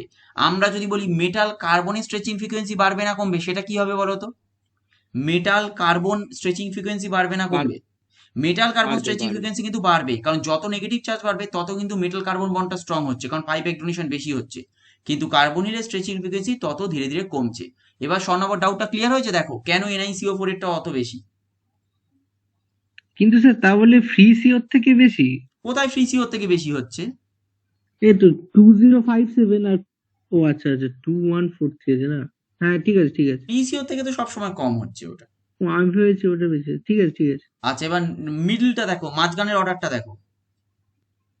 মাঝখানের অর্ডারটা দেখো, যেটা নিউট্রালটা হচ্ছে 2000, মানে যেটা CrCO6। এবার যেখানে প্লাস চার্জ যা আছে তাহলে সেটা নিঃসন্দেহে বেশি হওয়া উচিত, দেখো সেটা বেশিই আছে। আবার VCO6 মাইনাস একটা নেগেটিভ চার্জ, সেটা কম হলো 2000 থেকে 1860। TiCO6 2 মাইনাস যেখানে দুটো নেগেটিভ চার্জ আছে, সেটা তাহলে ফার্দার আরো ডিক্রিজ করে 1747 এলো। ক্লিয়ার হয়েছে? হ্যাঁ স্যার। আচ্ছা, মোটামুটি মানে এই জায়গাটা মোটামুটি ক্লিয়ার হয়েছে তো তাহলে? হ্যাঁ হ্যাঁ আচ্ছা, ঠিক আছে ঠিক আছে। এই জায়গাটা আমি এই কারণে বলছি, তোমাদের আপাতত লেখাচ্ছি না কিছু, কারণ আমি বিভিন্ন ধরনের তো কোশ্চেন অ্যান্সার সলভ করাবো, লেখাটা হয়ে যাবে। শুধুমাত্র আমি বলছি তোমরা এই জায়গাটা বুঝে রাখো অ্যাটলিস্ট। যদি মানে এবার যদি তুমি খাতায় একটা এই চার্টটা নোট করতে চাও, সেটা নোট করে নাও, তাহলে আমি সময় দিচ্ছি। কিন্তু আমি ওই জন্য আলাদাভাবে কোনো কোশ্চেন অ্যান্সার এখন লেখাচ্ছি না। তোমরা কি লিখবে খাতায়? তাহলে আমি দরকার একটুখানি দাঁড়াবো। স্যার এগুলো লিখলে এখনো সে পরে কোশ্চেন লিখলেই ভালো হতো। হ্যাঁ, তাহলে আমি এখন তো বুঝ লেখাবোই, আমি তো এমনিই লেখাবো তোমাদের, আর এইটা তো দিয়ে দেবো স্লাইডটা, সেরকম হলে দেখবে। এইখানটা দেখো, এখানে এমনি জাস্ট একটু এক্সপ্লেন করে দিচ্ছি, আপাতত তোমার তোমার মানে কিছু করতে হবে না, ছেড়ে দাও, মানে দেখতে হবে না কিছু। দেখো এমও CO3 PF3 যেটা আছে না, এই 2090 2055 বলা আছে, এগুলো কিন্তু একই ধরনের স্ট্রেচিং ফ্রিকোয়েন্সি, এটা কিন্তু বেশি কম নয়। অ্যাকচুয়ালি কি হচ্ছে, এই PF3 থাকার জন্য কি হচ্ছে, PF3 দেখো তুলনামূলকভাবে একটা স্ট্রং পাই অ্যাকসেপ্টার। PF3 যেটা আছে, PF3 যদি তুলনামূলকভাবে স্ট্রং পাই অ্যাকসেপ্টার থাকে, তাহলে মলিবডেনাম থেকে কিছুটা পরিমাণ পাই ইলেকট্রন ডেন্সিটি ও নিজের দিকে টেনে নিচ্ছে। তাহলে মলিবডেনাম কার্বনিলের ওপরে যে পাই ব্যাক ডোনেশনটা করছিল, সেটা কিন্তু কিছুটা পরিমাণ কি হবে, কমে যাবে। তাই তার স্ট্রেচিং ফ্রিকোয়েন্সি ধীরে ধীরে ওপরের দিকে যাচ্ছে 2090। এবার দেখো PCl3 কি, PCl3 কিন্তু PF3 এর মতো অত ভালো পাই অ্যাকসেপ্টার নয়। তাহলে অত ভালো যদি পাই অ্যাকসেপ্টার না থাকে, তাহলে মলিবডেনাম থেকে নিজের দিকে পাই ডেন্সিটি অতটা বেশি টানবে না। তাহলে মলিবডেনাম টু কার্বনিল ব্যাক ডোনেশনটা তুলনামূলকভাবে একটু বেশি ভালো হবে দেন PF3 থেকে। তাই দেখো ওর ক্ষেত্রে সিও স্ট্রেচিং ফ্রিকোয়েন্সি কিছুটা পরিমাণ কমেছে, 2040 হয়েছে ওটা। ঠিক একই রকম ভাবে POME3 যদি হয়, তাহলে POME3 কি হবে, ওর পাই ব্যাক ওর পাই অ্যাকসেপ্টেন্স তো আরো কম, কারণ OME3 কি, ওই OME3 হচ্ছে ফসফরাসের দিকে আরো ইলেকট্রন দিচ্ছে। তাহলে POME3 অ্যাকচুয়ালি তুলনামূলকভাবে খুব উইক পাই অ্যাকসেপ্টার, তাই ও মলিবডেনাম থেকে আর টানছেই না তুলনামূলকভাবে। তাহলে মলিবডেনামের যে ইলেকট্রন ডেন্সিটিটা ছিল, সেটা পুরোটাই কার্বনিলের উপর যাচ্ছে। তাই কার্বনিলের স্ট্রেচিং ফ্রিকোয়েন্সি কি হবে, ফার্দার ডিক্রিজ করছে। তার মানে এটা ভালো করে ভেবে রাখো যে সেন্ট্রাল মেটাল অ্যাটমের সাথে কোনো লিগ্যান্ড যদি অ্যাটাচ থাকে, সে যদি পাই অ্যাকসেপ্টার লিগ্যান্ড হয়, মানে সে যদি পাই ইলেকট্রন ডেন্সিটিটা তুলনামূলকভাবে মলিবডেনাম থেকে বেশি পরিমাণে নিজের দিকে টেনে নিয়ে থাকতে পারে, তাহলে কার্বনিলের স্ট্রেচিং ফ্রিকোয়েন্সি কিছুটা পরিমাণে বাড়বে। কেন? কারণ মলিবডেনাম টু কার্বনিল যে পাই ব্যাক বন্ডিং, সেটা তুলনামূলকভাবে একটু কম হবে। ক্লিয়ার হয়েছে? হ্যাঁ স্যার। আচ্ছা, এগুলো আমরা যখন পড়বো ধীরে ধীরে এগুলো দেখবো। এখানে জাস্ট ওই জন্য একই রকম ভাবে কিছু এক্সাম্পল ওখানে যেরকম দেখিয়েছিলাম, এখানে সেই রকম এক্সাম্পল দিয়েছি। আচ্ছা, এইখানে দেখো সিনথেসিস অফ মেটাল কার্বনিলস আছে। এই সিনথেসিস অফ মেটাল কার্বনিলস এর পার্টটা তোমাদের লাগবে। এই জায়গাটা একটু তাড়াতাড়ি লিখে নাও, যতটা তাড়াতাড়ি পারবে লিখে নেবে। সিনথেসিস অফ মেটাল কার্বনিলস, এই পার্টটা একটু তাড়াতাড়ি লিখবে।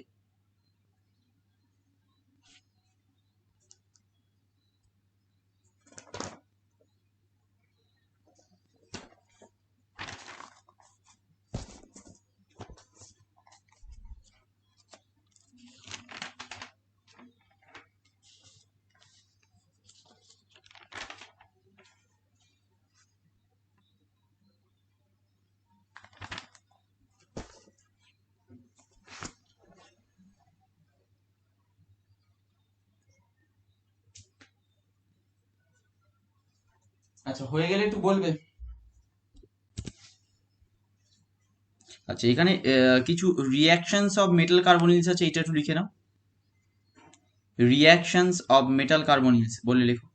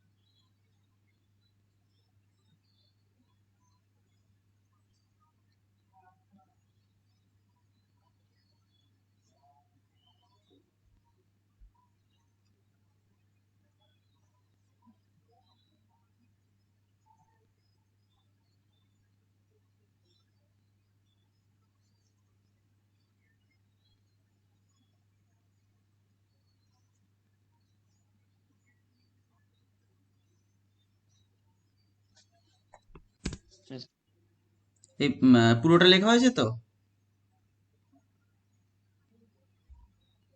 হ্যাঁ স্যার, লেখা হয়ে গেছে পুরো। আচ্ছা, যদি কোনো মনে করো এখানে জিজ্ঞাসা থেকে কিছু বলতে পারো। আর কুইস্ট, আচ্ছা কুইজ এনে পরে বলছি, এখানে আগে বলো, এখানে যদি কিছু প্রবলেম থাকে সেটা বলো।